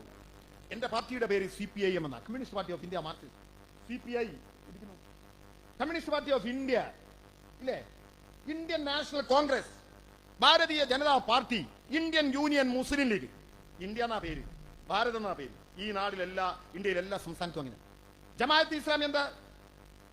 ജമാഅത്തെ ഇസ്ലാമി ഇൻഡ് പോട്ടെ, ഇന്ത്യൻ ജമാഅത്തെ ഇസ്ലാമി, മനുഷ്യന് തിരിയുന്ന ഭാഷ പറയാം. ഇന്ത്യൻ ജമാഅത്തെ ഇസ്ലാമി. ആ ഇന്ത്യൻ ജമാഅത്തെ ഇസ്ലാമിൽ കാശ്മീർ പെടില്ലല്ലോ. എന്താ അതിന്റെ മറുപടി? വി ഡി സതീശൻ പറ. കാരണം ജമാഅത്തോട് ചോദിക്കേണ്ടി ഇയാൾ ക്ലിയർ ആക്കിയതാണ്. ഇന്ത്യയിൽ കാശ്മീർ ഉണ്ടോ ഇല്ലേ? ജമാഅത്തെ ഇസ്ലാമി പറ. ജമാഅത്തെ ഇസ്ലാമിയുടെ കാശ്മീർ വേറെയാണ്. ഇത് ഞാൻ പറയല്ല, ജമാഅത്തെ ഇസ്ലാമിയുടെ പ്രബോധനം 50ാം വാർഷിക പതിപ്പ്. ഇതൊക്കെ രേഖകൾ കൊടുത്തിട്ട് നാസർ കൊളായി പോട്ടോ. ആ കാശ്മീരി ജമാഅത്തെ ഇസ്ലാമി പറയുന്നത് എന്താണെന്നറിയോ? സഖാവിനോട് സാന്ദർഭികമായ ഒരു ചോദ്യം. സഖാവിന് വാഹനമുണ്ടോ? എന്താ ഉള്ളത്? കാറുണ്ടോ? ഉണ്ട്. ബൈക്കുണ്ടോ? ഉണ്ട്. സഖാവിന് കാറുണ്ട്, ബൈക്കുണ്ട്. എനിക്കുണ്ട് ഒരു കാറും ബൈക്കും. കാശ്മീരി ജമാഅത്തെ ഇസ്ലാമി പറയുന്നത് എന്താണെന്നറിയോ? ഞാനല്ല, വായിക്കാം. തായ്വരയിൽ തീവ്രവാദി പ്രവർത്തനം ശക്തപ്പെട്ടതിന് ശേഷം ജമാഅത്തെ ഇസ്ലാമിയുടെ സ്വാധീനം വർദ്ധിച്ചിട്ടുണ്ട്. ഞങ്ങൾക്ക് സ്വന്തമായി 2 തീവ്രവാദി ഗ്രൂപ്പുകളുണ്ട്. ലോറിയുണ്ട്, കാറുണ്ട് എന്ന് പറഞ്ഞാൽ. ഒന്ന് ഹിസ്ബുൽ മുജാഹിദീൻ, ജമാഅത്തെ ഇസ്ലാമി അനുകൂല ഗ്രൂപ്പാണ്. ഇതിനു പുറമെ അള്ളാ ടൈഗേഴ്സ് എന്ന ഒരു സംഘത്തിന് ഞങ്ങൾ രൂപം നൽകിയിട്ടുണ്ട്. ആര്? ഞാനല്ലോ, ജമാഅത്തെ ഇസ്ലാമി. ഇന്ത്യക്കകത്തെ കാശ്മീരിൽ. എന്നിട്ടോ ലോറി ഓണേഴ്സ് അസോസിയേഷൻ ഒക്കെ കേട്ടില്ല? ലോറി ഉണ്ടായപ്പോൾ അതിന്റെ അസോസിയേഷൻ. വിവിധ തീവ്രവാദി ഗ്രൂപ്പുകളെ ഏകോപിപ്പിക്കുന്നതിൽ ജമാഅത്തിന്റെ പങ്ക് പ്രധാനമാണ്. ലോറി ഓണേഴ്സ് അസോസിയേഷൻ ഞങ്ങളുടെ കയ്യിലാണ്. തീവ്രവാദികളെ നാസർ കൊളായി അല്ല, പ്രബോധനം വി ഡി സതീശന്റെ കോൺഗ്രസ് വായിക്ക്. ഇവരാ പഹൽഗാമിൽ വെടിവെച്ചു വന്നത് 23 പേരെ. മനസ്സിലായാലും കേട്ടു. ഈ തീവ്രവാദികളെ കൊണ്ട് നടക്കുക ഈ കേരളത്തിൽ ആര്? V D Satheesan. ഇവര് RSSുമായി നേരിട്ട് ചർച്ച നടത്തിയവർ. നാസർ കൊളായി പറയല്ല. ഇതാ RSSുമായി ജമാഅത്ത് ഇസ്ലാമി നേരിട്ട് ചർച്ച നടത്തിയത്. പ്രബോധനം പറയാ. അവർ പറയുന്ന കാര്യം എന്താ അറിയോ? RSSനെ കുറിച്ച് മുസ്ലിങ്ങൾക്കുള്ള തെറ്റിദ്ധാരണ ഞങ്ങൾ തിരുത്തും. എങ്ങനെ? RSSനെ കുറിച്ച് മുസ്ലിങ്ങൾക്കുള്ള തെറ്റിദ്ധാരണ ഞങ്ങൾ തിരുത്തും. ആര്? ജമാഅത്തെ ഇസ്ലാമി. എന്നിട്ട് കമ്മ്യൂണിസ്റ്റുകാർ നേരെ വിരൽ ചൂണ്ടിട്ട് പറയാണ് കമ്മ്യൂണിസ്റ്റുകാർ എന്താണ്? കമ്മ്യൂണിസ്റ്റുകാർ സംഘികളാണ്. ഞാൻ അവസാനിപ്പിക്കാം, കാരണം അവസാനിപ്പിക്കാൻ ഞാൻ എന്റെ ട്രെയിൻ പോകും. അതാ ഈ കേരളത്തിൽ ജമാഅത്തെ ഇസ്ലാമിക്കാരൻ കേട്ടോ, SDPIക്കാരൻ കേട്ടോ, മുസ്ലിം ലീഗുകാരൻ കേട്ടോ, ഈ കേരളത്തിന്റെ ചരിത്രത്തിൽ ഇവിടെ ഇപ്പോ പള്ളിയിൽ ഒരു ബാങ്ക് കൊടുത്തു അല്ലെ? ഒരു ബാങ്കേ ഞാൻ കേട്ടുള്ളൂ, രണ്ടാമത്തത് ആവുന്നേ ഉള്ളൂ. എന്റെ നാട്ടിൽ വാ, നിങ്ങൾ ഇവിടെ ഒരു പള്ളിയിലെ ബാങ്കല്ലേ? 5 പള്ളിയുണ്ട് എന്റെ അങ്ങാടി. APക്കൊന്ന്, ഈക്കൊന്ന്, മുജാഹിദിനൊന്ന്, ജമാഅത്തിനൊന്ന്, പ്രവാചകന് ശേഷം നബി ഉണ്ട് എന്ന് പറയുന്ന അഹമ്മദിയാക്കളുണ്ട് ഞങ്ങളെ നാട്ടിൽ. എല്ലാവരുണ്ട്, എല്ലാവർക്കും പള്ളി ഉണ്ടാക്കാം. പക്ഷെ ഈ കേരളത്തിൽ പള്ളി ഉണ്ടാക്കാൻ കഴിയില്ലായിരുന്നു. എന്താ കാരണം? അത് പറയണമെങ്കിൽ ഒരുപാട് പിറകിലേക്ക് വേണം. ഞാൻ ഓടിച്ചു പോവാം. 1921 അന്ന് നമ്മൾ ഇമ്മലയാളത്തിലെ ഒത്തുചേർന്ന് വെള്ളയോട് എതിർത്ത് നല്ല മട്ടിലെ നമ്മൾ ഉണ്ടാക്കുന്ന നെല്ല് ജന്മിമാരെ തീറ്റുവാൻ സമ്മതിക്കില്ലെന്നതാണ് ഏതു ഏറ്റ് മുട്ടുവാൻ. നമ്മളുടെ കാശ് വാങ്ങി ഇംഗ്ലണ്ടിലേക്ക് അയക്കുവാൻ സമ്മതിക്കില്ലെന്നതാണ് ഏതു ഏറ്റ് മുട്ടുവാൻ. ഇവിടെ ഞാൻ പുറകോട്ട് നോക്കിയിട്ട് കാര്യമില്ല. മലപ്പുറത്തൊക്കെ ചിലപ്പോൾ ഞാൻ ഈ പാട്ട് പാടുമ്പം ലീഗിന്റെ പ്രായമുള്ള ആളുകളൊക്കെ ഇങ്ങനെ തലയാട്ടുന്നത് കാണാം. ഇവിടെ കുറവാണ് തലയാട്ടുന്നത്, ഇങ്ങനെ കാണാം. പാവങ്ങൾ വിചാരിച്ചത് മോയിൻകുട്ടി വൈദ്യർ എഴുതിയതാണെന്ന അല്ല. 1921 100ാം വാർഷികം കേരളത്തില് നമ്മൾ ആചരിച്ചു. കമ്മ്യൂണിസ്റ്റുകാർ, ജമാഅത്തെ ഇസ്ലാമി ആചരിച്ചു, SDPI ആചരിച്ചു, മുസ്ലിം ലീഗ് ആചരിച്ചു. അവർ ഈ പാട്ട് പാടി. അവർ വിചാരിച്ചത് മോയിൻകുട്ടി വൈദ്യർ എഴുതിയതാണ്. എന്റെ കേട്ടോ, എന്റെ പ്രിയപ്പെട്ട ലീഗ്, ഒരു മോയിൻകുട്ടി വൈദ്യർ എഴുതിയല്ല. ഈ വരികൾ എഴുതിയാരോ? സഖാവ് കമ്പളത്ത് ഗോവിന്ദൻ നായർ എന്ന കമ്മ്യൂണിസ്റ്റുകാരൻ എഴുതിയ വരികൾ. അത് എഴുതിയതിന് ബ്രിട്ടീഷ് പോലീസുകാർ എന്താ എഴുതിയത്? പിടിച്ചുകൊണ്ട് അടിച്ചിട്ട് കൈകാലുകൾ തകർത്ത് കളഞ്ഞു വിരല്. ഈ കവിത പ്രസിദ്ധീകരിച്ചതിന് ചരിത്രത്തിൽ ആദ്യമായി ദേശാഭിമാനി പത്രം ബ്രിട്ടീഷുകാർ അടച്ചുപൂട്ടി. ദേശാഭിമാനി ചരിത്രത്തിൽ ആദ്യമായി അടച്ചുപൂട്ടിയത് ഈ കവിത പ്രസിദ്ധീകരിക്കാനാ. ഞങ്ങൾ ബ്രിട്ടീഷുകാർക്കെതിരെ കമ്മ്യൂണിസ്റ്റുകാര് മലബാറിൽ ഈ കർഷക സമരത്തിന് അനുകൂലമായി പ്രവർത്തിച്ചപ്പോൾ ലീഗ് പാടിയ ഒരു പാട്ടുണ്ട്. പൊട്ടിപ്പുറം പുണ്ണാക്കുവാനുളരണ്ട, പോലീസുകാരുടെ തല്ലുകൊണ്ടിളിയണ്ട, ഒട്ടും സ്വയം രാജ്യത്തിനായി തുനിയണ്ട, ഒരു കാലവും അത് താരുകില്ല മഹാരാജൻ. മഹാരാജാവ് സ്വാതന്ത്ര്യം തരില്ല. ഞാൻ ഈ വിശദീകരിക്കട്ടൊക്കെ മനസ്സിലായി. മഹാരാജാവ് സ്വാതന്ത്ര്യം തരില്ല. അതുകൊണ്ട് സ്വാതന്ത്ര്യം പറഞ്ഞ് റോട്ടുമേൽ ഇറങ്ങണ്ട. റോട്ടുമേൽ ഇറങ്ങിയ പോലീസുകാരുടെ തല്ലുകൊണ്ട് ഇളിയണ്ട. തല്ലുകൊണ്ട് ഇളിയണ്ട. ആരാ വിളിച്ചത്? ലീഗ്. ആരാ വിളിച്ച? ലീഗ്. 1921 ഒറ്റ ചോദ്യം ലീഗിനോട്, SDPക്കാരനോട്, ജമാഅത്ത് ഇസ്ലാമിക്കാരനോട്. ബ്രിട്ടീഷുകാർ ഇന്ത്യ വിട്ടുപോകുന്നതിന് മുമ്പ് 921 അനുകൂലിച്ച് ഒറ്റ വരി നിങ്ങൾ പ്രസംഗിച്ചോ, എഴുതിയോ? എന്നാൽ 1921 25ാം വാർഷികം 1946 പെരിന്തൽമണ്ണയിൽ ആചരിച്ച പാർട്ടിയാണ് കമ്മ്യൂണിസ്റ്റ് പാർട്ടി. അന്ന് പാർട്ടി എടുത്തൊരു പ്രമേയുണ്ട്, ആഹ്വാനവും താക്കീതും. എന്താ ആഹ്വാനം? കർഷക സമരത്തിൽ നിന്ന് പ്രചോദനം ഉൾക്കൊള്ളുവാനുള്ള ആഹ്വാനം. എന്താ താക്കീത്? ആ സമരം ചില സ്ഥലങ്ങളിൽ വഴിമാറിപ്പോയിട്ടുണ്ട്, ഹിന്ദുക്കളെ കൂട്ടക്കൊല ചെയ്തിട്ടുണ്ട്, മതം മാറ്റിയിട്ടുണ്ട് നിർബന്ധിച്ച് 921. അതിനെതിരെയുള്ള താക്കീത്. അത് അന്ന് ഇന്നും പറയും കമ്മ്യൂണിസ്റ്റ് പാർട്ടി. മതന്യൂനപക്ഷങ്ങളെ സംരക്ഷിക്കുമ്പോൾ ഞങ്ങൾ പറയും SDPയും ജമാഅത്തെ ഇസ്ലാമിയും ഒറ്റപ്പെടുത്തണം, അവർ തമ്മാടിക്കൂട്ടാണ്. അത് അന്നും ഇന്നും ഒരേ ഭാഷയാ. ബ്രിട്ടീഷുകാർ എന്ത് ചെയ്തു? ബ്രിട്ടീഷുകാർ നിയമം കൊണ്ടുവന്നു, ഇനി പള്ളി ഉണ്ടാക്കാൻ പാടില്ല. എന്താ കാരണം? ആലി മുസ്ലിയാർ, വാര്യംകുന്നത്ത് കുഞ്ഞാമദാജി, എന്നെ കേൾക്കുന്ന കോൺഗ്രസിന്റെ കേട്ടോ, 1920 കോഴിക്കോട് കടപ്പുറത്ത് വന്ന് മഹാത്മാഗാന്ധി പ്രസംഗിക്കുവാൻ മുൻനിരയിൽ ഇരിക്കുന്ന രണ്ടാളുടെ പേരാണ് വാര്യംകുന്നത്ത് കുഞ്ഞാമദാജിയും ആലി മുസ്ലിയാരും. എന്റെ കയ്യിലുണ്ട്. ഞാൻ ഈ പറഞ്ഞതൊന്ന് നാസർ കൊളായി ബടായി പറഞ്ഞു പോലട്ടെ, സകല രേഖയും കൊടുത്തിട്ടേ പോകും, അല്ലെ നിങ്ങൾക്ക് ബുദ്ധിമുട്ടാവും. ആ ചങ്ങായി ബടായും പറഞ്ഞു പോയി. വാര്യംകുന്നത്ത് കുഞ്ഞാമദാജിന്റെയും ആലി മുസ്ലിയാരുടെയും കോൺഗ്രസ് മെമ്പർഷിപ്പ് കൊടുത്തിട്ടേ കൊളായി പോകും. മനസ്സിലായി നിങ്ങൾക്ക്? 921 ഈ സമരം, ആ സമരത്തിനെ പിന്താങ്ങിയിട്ട് ജമാഅത്ത് ഇസ്ലാമിയ മുസ്ലിം ലീഗല്ലോ ഞങ്ങൾ നടത്തി. ഞങ്ങൾ 1921 നടത്തി. ലീഗും ജമാഅത്ത് ഇസ്ലാമിയും അവർ പോകുന്നവരെ ചെയ്തോ? ഇല്ല. അന്ന് വേറൊന്നുണ്ട്, പ്രമേയം മാത്രമല്ല. അത് കഴിഞ്ഞ് AKG പ്രസംഗിച്ചു ഇതിനെ അനുകൂലിച്ചുകൊണ്ട്. AKGയെ പുറത്ത് കാവലിന്ന ബ്രിട്ടീഷ് പോലീസുകാർ അറസ്റ്റ് ചെയ്തു, കണ്ണൂർ ജയിലിട്ടു. 47 സ്വാതന്ത്ര്യം കിട്ടി, AKGയെ തുറന്നു വിട്ടില്ല. അതുകൊണ്ടാണ് 32ാം സെല്ലിൽ നിന്ന് പുറത്തിറങ്ങി കണ്ണൂരിന്റെ ജയിലിന്റെ മുറ്റത്ത് സഖാവ് AKG ഇന്ത്യയുടെ ദേശീയ പതാക ഉയർത്തിയത്. ഞാൻ അതിന്റെ വിശദീകരണത്തിലേക്ക് കിടക്കുന്നില്ല. 1940 ആഗസ്റ്റ് 15 ഇന്ത്യക്ക് സ്വാതന്ത്ര്യം കിട്ടി. കോൺഗ്രസ് ഇന്ത്യ ഭരിച്ചു. പള്ളി ഉണ്ടാക്കാനുള്ള നിയമം കൊണ്ടുവന്നോ? കോൺഗ്രസ് കൊണ്ടുവന്നില്ല. 50 ഇന്ത്യ റിപ്പബ്ലിക്കായി, മദിരാശി ഗവൺമെന്റ് ഉണ്ടായി. ലീഗിന് 6 MLA മാർ, ഉപ്പി സാഹിബ്, സീതി സാഹിബ്, പോക്കരി സാഹിബ്, ചടയൻ സാഹിബ്, മറ്റേ സാഹിബ്, മർച്ചേ സാഹിബ് 6 പള്ളി ഉണ്ടാക്കാനുള്ള നിയമം കൊണ്ടുവന്നില്ല. മലബാറിലെ മുസ്ലിങ്ങൾ നടന്ന് ചെരുപ്പ് തേഞ്ഞ് 1956 നവംബർ 1 കേരളം ഉണ്ടായി. 57 ഞാൻ നേരത്തെ പറഞ്ഞ തെരഞ്ഞെടുപ്പുണ്ടായി. EMS കേരളത്തിന്റെ മുഖ്യമന്ത്രിയായി. ഞാൻ നേരത്തെ പറഞ്ഞ നിയമമൊക്കെ ഉണ്ടാക്കി. ഏപ്രിൽ 25 പട്ടാമ്പിക്കടുത്ത പുലാമന്തോളിൽ ജന്മനാട്ടിൽ EMSന് സ്വീകരണം കഴിഞ്ഞ് പിന്നെ EMS തിരിച്ചു പോകുമ്പോൾ പുലാമന്തോളിലെ മുസ്ലിങ്ങൾ പടച്ചോം കാത്തിട്ട് അന്നും ഇന്നും പുലാമന്തോളിൽ മുസ്ലിം ലീഗ് എന്ന് പറഞ്ഞ സാധനമേ അല്ല. മുസ്ലിങ്ങൾ നിവേദനം കൊടുത്തു EMSന്, സഖാവെ പള്ളി ഉണ്ടാക്കാൻ കഴിയുന്നില്ല, പരിഹാരം ഉണ്ടാക്കണം. EMS ആ നിവേദനം ഇങ്ങനെ വാങ്ങി വായിച്ചിട്ട് പറഞ്ഞു, പള്ളി ഉണ്ടാക്കുന്നതിന് വേണ്ടി വക്കഫ് ചെയ്ത പണവും വക്കഫ് ചെയ്ത ഭൂമിയും വയലു പറഞ്ഞ പണവും ഉണ്ടായിട്ടും പള്ളി ഉണ്ടാക്കാൻ കഴിയാതെ മദിരാശിയിലേക്ക് നടന്ന് ചെരുപ്പ് തേഞ്ഞ മുസൽമാനെ ഇനി ഞാൻ തിരുവനന്തപുരത്തേക്ക് നടത്തിക്കില്ല, പരിഹാരം ഉണ്ടാക്കും. ഒരു മാസം കഴിഞ്ഞു. മെയ് 25 പരിഹാരം ഉണ്ടായില്ല. മെയ് 30 പരിഹാരം ഉണ്ടായില്ല. ജൂൺ മാസത്തിലേക്ക് കടന്നു. 7-ാം തീയതി ജൂൺ 7 ഉത്തരവിന്റെ കോപ്പി അത്. അതുകൊണ്ടാണ് പറഞ്ഞത് നാസർ കൊളായി ബടായി വിട്ട് പോലാൻ. ഇതിന്റെ ഓർഡർ നമ്പർ എത്ര അറിയോ? MA 4/14/10/57/PD. അങ്ങനെ മലബാറിൽ പള്ളി ഉണ്ടായത്. ഈ കേരളത്തിലെ മുസൽമാനെ പള്ളി ഉണ്ടാക്കിയ ഞങ്ങൾ കമ്മ്യൂണിസ്റ്റുകാർ. നിങ്ങളെ ഭാഷ പറഞ്ഞ ജാതി മതം ചാത്തനും പോത്തനും ഇല്ലാത്ത കമ്മ്യൂണിസ്റ്റുകാരൻ. മനസ്സിലായി നിങ്ങൾക്ക്? പിന്നെ മലപ്പുറം നേർച്ച നിരോധിച്ചു ബ്രിട്ടീഷുകാർ. എന്താ നേർച്ച? കുണ്ടോട്ടി നേർച്ച കൊടുവിൽ വരല് തട്ടാൻ വരവാ. ഹിന്ദു മുസ്ലിമും ഒരുമിച്ച് തന്നെ, അത് ഇവർക്ക് കണ്ടൂടാ. ആ നിരോധനം പിൻവലിച്ചു 57 EMS ഗവൺമെന്റ്. പിന്നെ സ്പോർട്സ് കൗൺസിലിന്റെ ഒരാളുണ്ടായിരുന്നല്ലോ അവിടെ ഇരിക്കുന്നു. അപ്പൊ ഷറഫ് അലിയുടെ സുഹൃത്താന്ന് പറഞ്ഞു. എങ്ങനെ ഷറഫ് അലി ഈ പിന്നെ ഫുട്ബോൾ താരയെന്ന് പറയുന്നത്? ഇവിടെ ഒരു MSP കമാൻഡന്റാ ഷറഫ് അലി. MSP എന്തുണ്ടാക്കിയ? Malabar special police. എന്തിനാ മലബാറിലേക്ക് മാത്രം ഒരു സ്പെഷ്യൽ? ഒറ്റ പോലീസല്ലോ സ്പെഷ്യൽ, അത് ഇത് മാത്രം. മലബാർ കലാപം അടിച്ചമർത്താൻ ബ്രിട്ടീഷുകാരെ നിയമം കൊണ്ടുവന്നു. എന്താ നിയമം? മാപ്പിളാരെ എടുക്കാൻ പാടില്ല. പോലീസ് ന്യായമുണ്ട്. മാപ്പിള കലാപം അടിച്ചമർത്താൻ മാപ്പിളാരെ പോലീസാക്കാൻ പറ്റില്ല. 47 കോൺഗ്രസ് ഇന്ത്യ ഭരിച്ചു. നിയമം മാറ്റിയോ? മാറ്റിയില്ല. 50 മദ്രാശി ഗവൺമെന്റ് വന്നു. നിയമം മാറ്റിയോ? മാറ്റിയില്ല. ആര് മാറ്റി? 57 EMS ഗവൺമെന്റ് നിയമം കൊണ്ടുവന്നു. MSPയിലേക്ക് മുസ്ലിങ്ങൾക്ക് പ്രവേശനം. അങ്ങനെയാണ് ഷറഫ് അലി അടക്കമുള്ള നൂറുകണക്കിന് മുസ്ലിങ്ങൾ MSPയിലേക്ക് വന്ന് MSPയുടെ കമാൻഡന്റായി പിരിഞ്ഞ ഷറഫ് അലി ഇപ്പൊ സ്പോർട്സ് കൗൺസിലിന്റെ പ്രസിഡന്റാ. അതാ ഞങ്ങൾ ഇന്ന് സംസാരിച്ച്. ആരാ കൊണ്ടുവന്ന് നിയമം? ഞങ്ങള് ഇല്ലേ? എന്താ പോരായിക പറങ്ങള് 1900 ഇനി ഞാൻ നീട്ടൂല, ചുരുക്കാം, കാരണം അതൊക്കെ കൂടി പറയുമ്പോൾ ഒരുപാട് സമയം പിടിക്കും. 1967 ഗവൺമെന്റ്, ഞാൻ നേരത്തെ പറഞ്ഞു, അറബി ഉറുദു ഭാഷാധ്യാപകരെ നിയമിച്ചു, മുസ്ലിം പെൺകുട്ടികൾക്ക് സ്കോളർഷിപ്പ് കൊടുത്തു. അന്ന് മലപ്പുറം ജില്ല ഉണ്ടാക്കി. മലപ്പുറം ജില്ല ഉണ്ടാക്കാൻ തീരുമാനിച്ച എതിർത്താര ജനസംഘം. ജനസംഘത്തിന്റെ ഒരു ധാരാസിംഗ് വന്ന് കോഴിക്കോട് എന്താ പ്രസംഗിച്ച്? ഉദരി ദേക്കോ ഉദരി മസ്ജിദ്, പീച്ചെ ദേക്കോ പീച്ചെ മസ്ജിദ്, ഇതരി ദേക്കോ ഇതരി മസ്ജിദ്, ഉദരി ദേക്കോ ഉദരി മസ്ജിദ്. എല്ലായിടത്തും പള്ളിയാണ്. ആര്യാടൻ എന്താ പറഞ്ഞത്? മലപ്പുറം ജില്ല ഉണ്ടാക്കിയാൽ പൊന്നാനി കടപ്പുറത്ത് പാകിസ്ഥാന്റെ കപ്പലിറങ്ങും. അന്ന് CH പറഞ്ഞൊരു മറുപടിന്റെ വിവരമുള്ള ലീഗറിന്റെ കേട്ടോ. പാകിസ്ഥാന്റെ കപ്പൽ വരേണ്ട അറബിക്കടലിലൂടെയാണ്. അറബിക്കടലിനെ നിയന്ത്രിക്കേണ്ട ഇന്ദിരാഗാന്ധിയാണ്. അത് തറക്കാൻ കഴിയില്ലെങ്കിൽ, ഉളുപ്പില്ലെങ്കിൽ രാജിവെച്ചു പോകണം. എന്നാൽ നിങ്ങൾക്കൊരു കഥയിലേക്കണ്ടേ? ഒറ്റ തന്തക്ക് പറഞ്ഞ കമ്മ്യൂണിസ്റ്റുകാരന് ഒരു തീരുമാനം ഉണ്ടാവുള്ളൂ. മലപ്പുറം ജില്ല ഉണ്ടാക്കാൻ ഞങ്ങൾ തീരുമാനിച്ചു, ഞങ്ങൾ ഉണ്ടാക്കി. മലപ്പുറം ജില്ല അതാ കമ്മ്യൂണിസ്റ്റുകാരന്. മനസ്സിലായി നിങ്ങൾക്ക്? കാലിക്കറ്റ് യൂണിവേഴ്സിറ്റി ഉണ്ടാക്കി, അറബി ഉറുദു ഭാഷാധ്യാപകരെ നിയമിച്ചു, പെൺകുട്ടികൾക്ക് സ്കോളർഷിപ്പ് കൊടുത്തു. ഇല്ലേ? എന്താ പോരായിക? പറഞ്ഞു പോയാലുണ്ടാവും. ഇനി കേരളത്തിൽ മുസ്ലിം പള്ളിക്ക് കാവൽ നിന്ന് മരിച്ച ഒറ്റ മനുഷ്യനേ ഉള്ളൂ.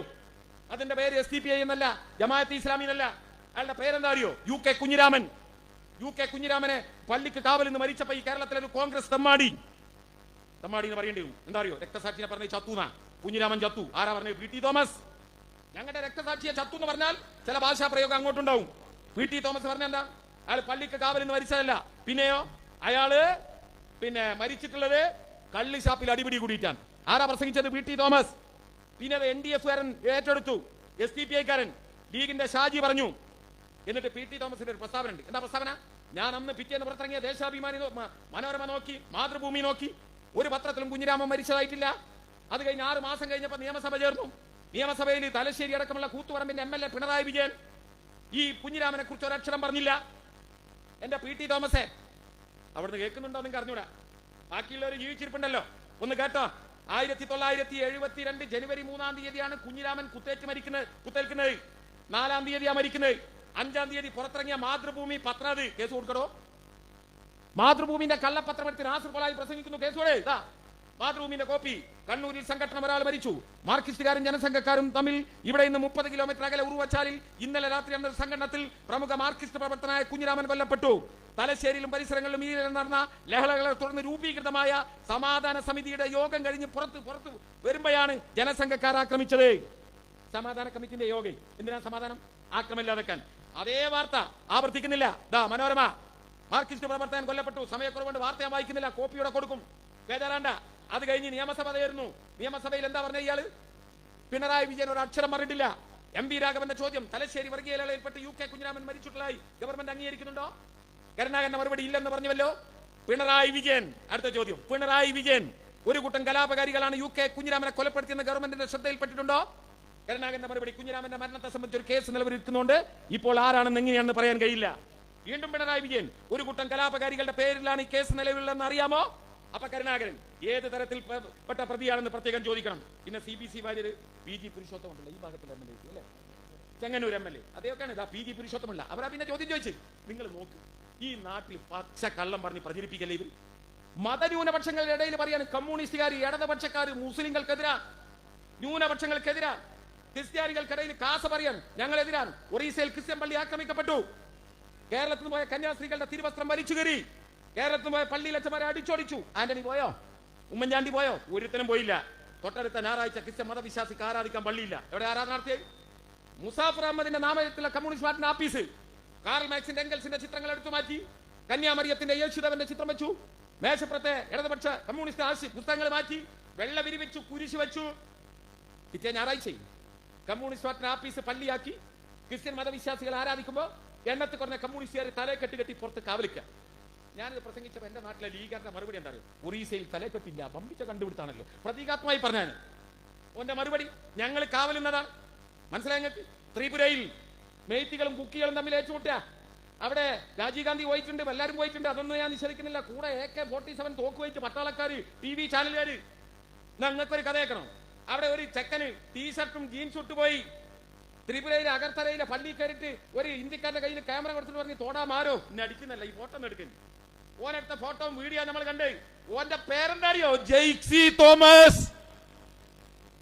അങ്ങാടിയിൽ ഇറങ്ങിയിട്ട് അവന്റെ പാസ്പോർട്ട് പരിശോധിച്ചാൽ ക്രിസ്ത്യാനിയാന്ന് കണ്ടാൽ മെഴുത്തികൾ അപ്പം തലവെട്ടു.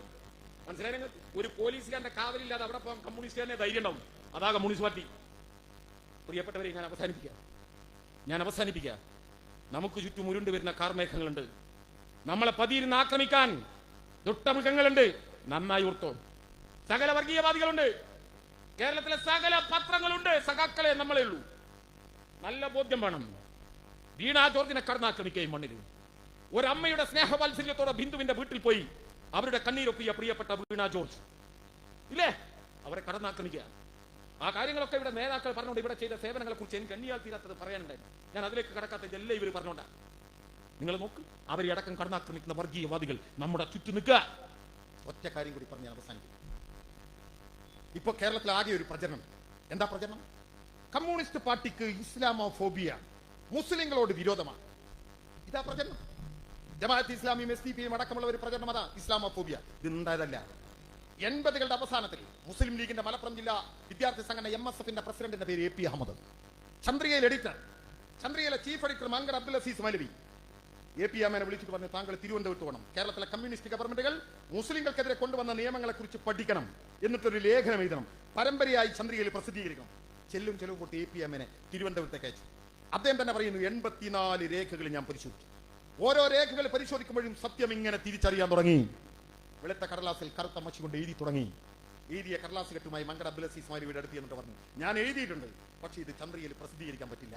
അപ്പൊ മങ്കർ അബ്ദുൽ അസീസ് മൗലവി ചോദിച്ചു, അതെന്താ പ്രസിദ്ധീകരിക്കാൻ പറ്റാത്തത്? അപ്പൊ AP അഹമ്മദ് പറഞ്ഞു, ഞാൻ സത്യം മാത്രമേ എഴുതിയിട്ടു. അപ്പൊ മങ്കർ അബ്ദുൽ അസീസ് മൗലവി പറഞ്ഞു, എന്നാലും ഞാനൊന്ന് വായിക്കട്ടെ. എന്റെ ആദ്യത്തെ വരി എന്താ? വാളയാർ ചെക്ക് പോസ്റ്റിനപ്പുറത്ത് പുഴുക്കളെ പോലെ ജീവിക്കുന്ന മുസൽമാന് ഈ കേരളത്തിനകത്ത് നട്ടെല്ലൊന്ന് വൃത്തി ജീവിക്കാൻ ഒരു കാരണക്കാരനുണ്ടെങ്കിൽ അയാളുടെ പേര് ഏലംകുളം മനക്കൽ ശങ്കരൻ നമ്പൂതിരിപ്പാട് എന്നാണ്. ഒരുപാട് കാലത്തിന് ശേഷം AP അഹമ്മദ് തിരുവനന്തപുരം ജില്ലയിലെ വിഴിഞ്ഞത്ത് ഒരു പൊതുപരിപാടിയിൽ പങ്കെടുക്കാൻ പറ്റി. പരിപാടി കഴിഞ്ഞ് അദ്ദേഹം സ്റ്റേജിൽ നിന്ന് ഇറങ്ങുമ്പോൾ ഒരു മനുഷ്യൻ അദ്ദേഹത്തിന്റെ അടുത്തേക്ക് വന്നു. ആ മനുഷ്യന്റെ പേര് അബ്ദുൽ ജബ്ബാർ എന്നാണ്. അബ്ദുൽ ജബ്ബാറിന് ഒരു കണ്ണിനെ കാഴ്ചയുള്ളൂ, ഒരു കണ്ണിങ്ങനെ ചീഞ്ഞു കിടക്കാൻ. AP അമ്മന്റെ കൈ പിടിച്ചിട്ട് അബ്ദുൽ ജബ്ബാർ പറഞ്ഞു, നിങ്ങൾ സംസാരിച്ചുകൊണ്ടിരിക്കുമ്പോൾ മലപ്പുറം ജില്ലക്കാരനാണ് എന്ന് എനിക്ക് മനസ്സിലായി. മലപ്പുറം ജില്ലക്കാരനായി നിങ്ങളെ കാണാനും നിങ്ങളെ കേൾക്കാനും നിങ്ങളുടെ കൈ പിടിക്കാനും കഴിഞ്ഞത് മഹാഭാഗ്യമായി ഞാൻ കരുതുന്നു. അപ്പോ AP അഹമ്മദ് അബ്ദുൽ ജബ്ബാറിനോട് ചോദിച്ചു, അതെന്താ മലപ്പുറം ജില്ലക്ക് ഇത്ര വലിയ പ്രത്യേകത? ഒറ്റക്കണ്ണനായ അബ്ദുൽ ജബ്ബാർ പറഞ്ഞു, ഞാൻ ഈ ഭൂമിയിലേക്ക് ജനിച്ചു വീണ നാൾ മുതൽ എന്റെ 2 കണ്ണിനും കാഴ്ചയില്ല. ഞാൻ ഈ ലോകത്തെ കണ്ടിട്ടില്ല, നീലാകാശത്തെ കണ്ടിട്ടില്ല, വസന്തകാലത്തെ കണ്ടിട്ടില്ല, പൂക്കളെ കണ്ടിട്ടില്ല. പക്ഷേ ഇന്ന് എനിക്കൊരു കണ്ണിന് കാഴ്ചയുണ്ട്. ഞാൻ ഈ ലോകത്തെ കാണുകയാണ്, ആകാശത്തെ, പൂക്കളെ, വസന്തകാലങ്ങളെ എല്ലാം കാണുകയാണ്.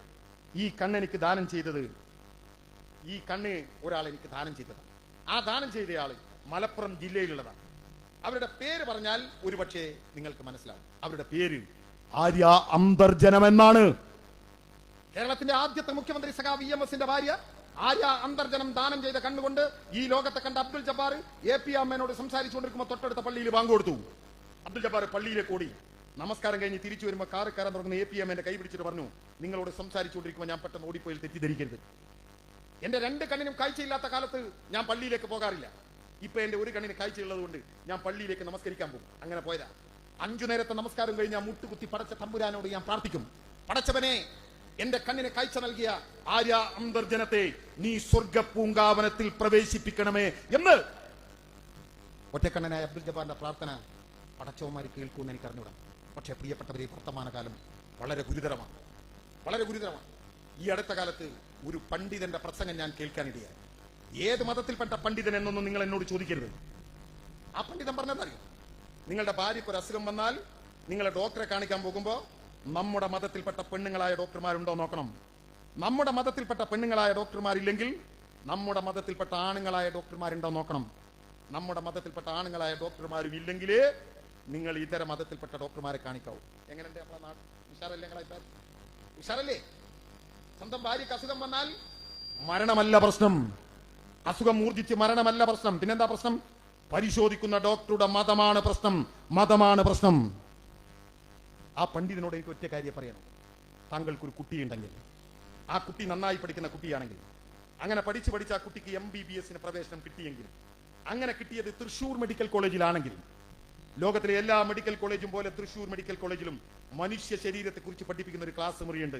ആ ക്ലാസ് മുറിയുടെ പേര് അനാട്ടമി ക്ലാസ് എന്നാണ്. തൃശൂർ മെഡിക്കൽ കോളേജിന്റെ അനാട്ടമി ക്ലാസ്സിൽ മെഡിക്കൽ സയൻസിൽ പഠിക്കുന്ന കുട്ടികളുടെ നടുവിൽ ഒരു ബെഞ്ചിൽ ഇങ്ങനെ ഒരു മൃതശരീരം മലർന്നു കിടക്കുന്നുണ്ട്. വയറ് കീറി നെഞ്ചു വളർന്ന് മലർന്നു കിടക്കുന്ന ആ മൃതശരീരം ആരുടേതെന്നറിയോ? സഖാക്കൾക്ക് അറിയോ? വനിതാ സഖാക്കൾക്ക് അറിയോ? നിങ്ങൾ അറിയണം. ജനാധിപത്യ മഹിളാ അസോസിയേഷന്റെ സംസ്ഥാന പ്രസിഡന്റായിരുന്നു ജോസഫൈൻ. സംസ്ഥാന പ്രസിഡന്റായിരുന്നു ജോസഫൈൻ. ഒന്നാം പിണറായി സർക്കാരിന്റെ കാലത്ത് അവർ വനിതാ കമ്മീഷന്റെ അധ്യക്ഷ കൂടിയായിരുന്നു. ആ സമയത്ത് പീഡിപ്പിക്കപ്പെട്ട ഒരു പെൺകുട്ടിയോട് അമ്മയുടെ സ്നേഹവാത്സല്യത്തോടെ, അമ്മയുടെ ലാളലിയോടെ ഒന്ന് ചോദിച്ചു പോയി, എന്തേ പീഡിപ്പിക്കപ്പെട്ട ദിവസം പോലീസിൽ പരാതിപ്പെടാതിരുന്നത്? പ്രിയപ്പെട്ടവരെ, നിങ്ങൾ കണ്ടില്ലേ? കേരളത്തിലെ സകല ചാനൽ മുറിയിലെയും കോട്ടിട്ട തമ്പുരാക്കന്മാർ ജോസഫിന്റെ പച്ചമാംസം വലിച്ചു കയറി ദിവസങ്ങളോളം വിചാരണ ചെയ്തു. കേരളത്തിലെ സകല പത്രങ്ങളും വെണ്ടക്ക നിരത്തി ജോസഫിന്റെ പച്ചമാംസം കൊത്തി വലിച്ചു. കേരളത്തിലെ തെരുവീതികളിൽ സകല രാഷ്ട്രീയ എതിരാളികളും ജോസഫിന്റെ പച്ചമാംസം കൊത്തി വലിച്ചു. അവസാനം പാർട്ടിക്ക് പോലും ജോസഫിനോട് പറയേണ്ടി വന്നു, വനിതാ അധ്യക്ഷ സ്ഥാനം രാജിവെക്കണമെന്ന്. രാജിവെച്ച ദിവസം സഖാവ് പറഞ്ഞൊരു കാര്യമുണ്ട്. സഖാവ് പറഞ്ഞു, ഞാനൊരു കമ്മ്യൂണിസ്റ്റുകാരിയാണ്. ഇൻകുലാബിന്റെ വിളികൾ കേട്ടുകൊണ്ട് വേണം എനിക്ക് മരിക്കാൻ. ചെങ്കൊടി ആകാശത്തേക്ക് പാറി പറക്കുന്നത് കണ്ടുകൊണ്ട് വേണം എനിക്ക് മരിക്കാൻ. പ്രിയപ്പെട്ടവരെ, നിങ്ങൾ കണ്ടോ? 23-ാം പാർട്ടി കോൺഗ്രസ് കണ്ണൂരിൽ നടക്കുമ്പോ 1000 കണ്ടതാളങ്ങളിൽ നിന്ന് ഇൻകുലാബിന്റെ വിളി വരുമ്പോ, 100 കണക്കിന് ചെങ്കൊടി ആകാശത്തേക്ക് പാറി പറക്കുമ്പോ അത് കണ്ടുകൊണ്ട് ഇൻകുലാബ് കേട്ടുകൊണ്ട് 23-ാം പാർട്ടി കോൺഗ്രസിനകത്ത് കണ്ണൂരിൽ ഹൃദയം പൊട്ടി മരിച്ചു ജോസഫൈൻ. കാണണോ നിങ്ങൾക്ക് ജോസഫൈൻ? കാണണോ? എന്റെ കൂടെ വാ. തൃശൂർ മെഡിക്കൽ കോളേജിൽ അനാട്ടമി ക്ലാസ്സിൽ സഖാവ് ഇങ്ങനെ മലർന്ന് കിടക്കുന്നുണ്ട്. ആ നെഞ്ചു കീറിയിട്ടുണ്ട്, ആ വയറ് പിളർന്നിട്ടുണ്ട്. കീറിയ നെഞ്ചിനകത്തൂടെ വയറ്റിനകത്തൂടെ കൈയിട്ട് ഹിന്ദുവിന്റെ, മുസൽമാന്റെ, ക്രിസ്ത്യാനിയുടെ, മതമുള്ളവന്റെ, മതമില്ലാത്തവന്റെ കുട്ടികൾ പഠിക്കാണ്. ഇത് ഹൃദയം, ഇത് കിഡ്നി, ഇത് നട്ടല്, ഇത് വാരിയല്. എന്നിട്ട് അവർ നല്ല ഡോക്ടർമാരാകുക, സമൂഹത്തിലേക്ക് ഇറങ്ങുക, മരണത്തിലേക്ക് നടന്നു നീങ്ങുന്ന മനുഷ്യരുടെ കൈപിടിച്ച് ജീവിതത്തിലേക്ക് തിരിച്ചു കൊണ്ടുവരിക. എത്ര പേർ മരിച്ചാലും മരിക്കാതെ ജീവിക്കുന്നവന്റെ പേരാണ് സഖാവ്. എത്ര പേർ? നിങ്ങൾ നോക്ക്. 33 കൊല്ലം ബംഗാൾ ഭരിച്ചതിൽ മഹാഭൂരിപക്ഷം ഭരിച്ച ജ്യോതി ബാസുവിനെ കാണണോ നിങ്ങൾ? പിന്നീട് ഭരിച്ച ഈ അടുത്ത കാലത്ത് മരിച്ച ബുദ്ധദേവ് ഭട്ടാചാര്യയെ കാണണോ നിങ്ങൾക്ക്? വാ. കൽക്കത്ത മെഡിക്കൽ കോളേജിന് അനാട്ടമി ക്ലാസ്സിൽ സഖാക്കൾ ഇങ്ങനെ മലർന്ന് കിടക്കുന്നുണ്ട്. അകാലത്തിൽ നമ്മളെ വിട്ടുപോയ സീതാറാം യെച്ചൂരിയെ കാണണോ നിങ്ങൾക്ക്? ഡൽഹി എയിംസിലേക്ക് വാ. സഖാവ് ഇങ്ങനെ മലർന്ന് കിടക്കുന്നുണ്ട്. ഒരുപാട് കാലം കാസർകോട്ടെ MP ആയിരുന്ന രാമണ്ണറയെ കാണണോ? വാ. കണ്ണൂർ മെഡിക്കൽ കോളേജിലുണ്ട്. പുന്നക്കൽ സംശുവിനെ കാണണോ? NDF-കാർ വെട്ടി നുറുക്കി മരണത്തെ മുഖാമുഖം കണ്ട് ജീവിതത്തിലേക്ക് തിരിച്ചു നടന്ന് സ്വാഭാവിക മരണം സംഭവിച്ച പുന്നക്കൽ സംശു മഞ്ചേരി മെഡിക്കൽ കോളേജിന് അനാട്ടമി ക്ലാസ്സിൽ ഇങ്ങനെ കിടക്കുക. MA ലോറൻസ് സഖാവിനെ കാണണോ നിങ്ങൾക്ക്? എറണാകുളം മെഡിക്കൽ ട്രസ്റ്റിൽ സഖാവ് ഇങ്ങനെ മലർന്നു കിടക്കുക. മനുഷ്യന് വേണ്ടി മരിച്ചാലും മനുഷ്യന് വേണ്ടി. കേരളത്തിന്റെ ആതുര രംഗത്ത് കുട്ടികൾക്ക് പഠിക്കാൻ, കുട്ടികൾ പഠിച്ച് അതിലൂടെ ഈ രാജ്യത്തെ രോഗികളെ രക്ഷപ്പെടുത്താൻ സ്വന്തം ശരീരം ദാനം ചെയ്ത കമ്മ്യൂണിസ്റ്റുകാരുടെ പിന്മുറക്കാരിയാണ് സഖാവ് വീണ ജോർജ്. ആ വീണ ജോർജിന്റെ പേരിൽ കള്ളക്കഥകൾ ഉണ്ടാക്കി കടന്നാക്രമിച്ച് അങ്ങ് ഇല്ലാതാക്കി കളയാമെന്ന് ധരിക്കുന്നുണ്ടെങ്കിൽ നിങ്ങളുടെ വിഡ്ഢികളുടെ സ്വർഗത്തിലാണ്. അതിനെതിരെ സത്യം മാത്രം വിളിച്ചു പറഞ്ഞുകൊണ്ടുള്ള പോരാട്ടം ഈ കേരളത്തിൽ ഇനിയും തുടരുമെന്ന് മാത്രം പ്രഖ്യാപിച്ചുകൊണ്ട് എന്നെ കേട്ട എല്ലാവർക്കും അഭിവാദ്യങ്ങൾ നേർന്നുകൊണ്ട് ഞാൻ അവസാനിപ്പിക്കുന്നു. ലാൽ സലാം.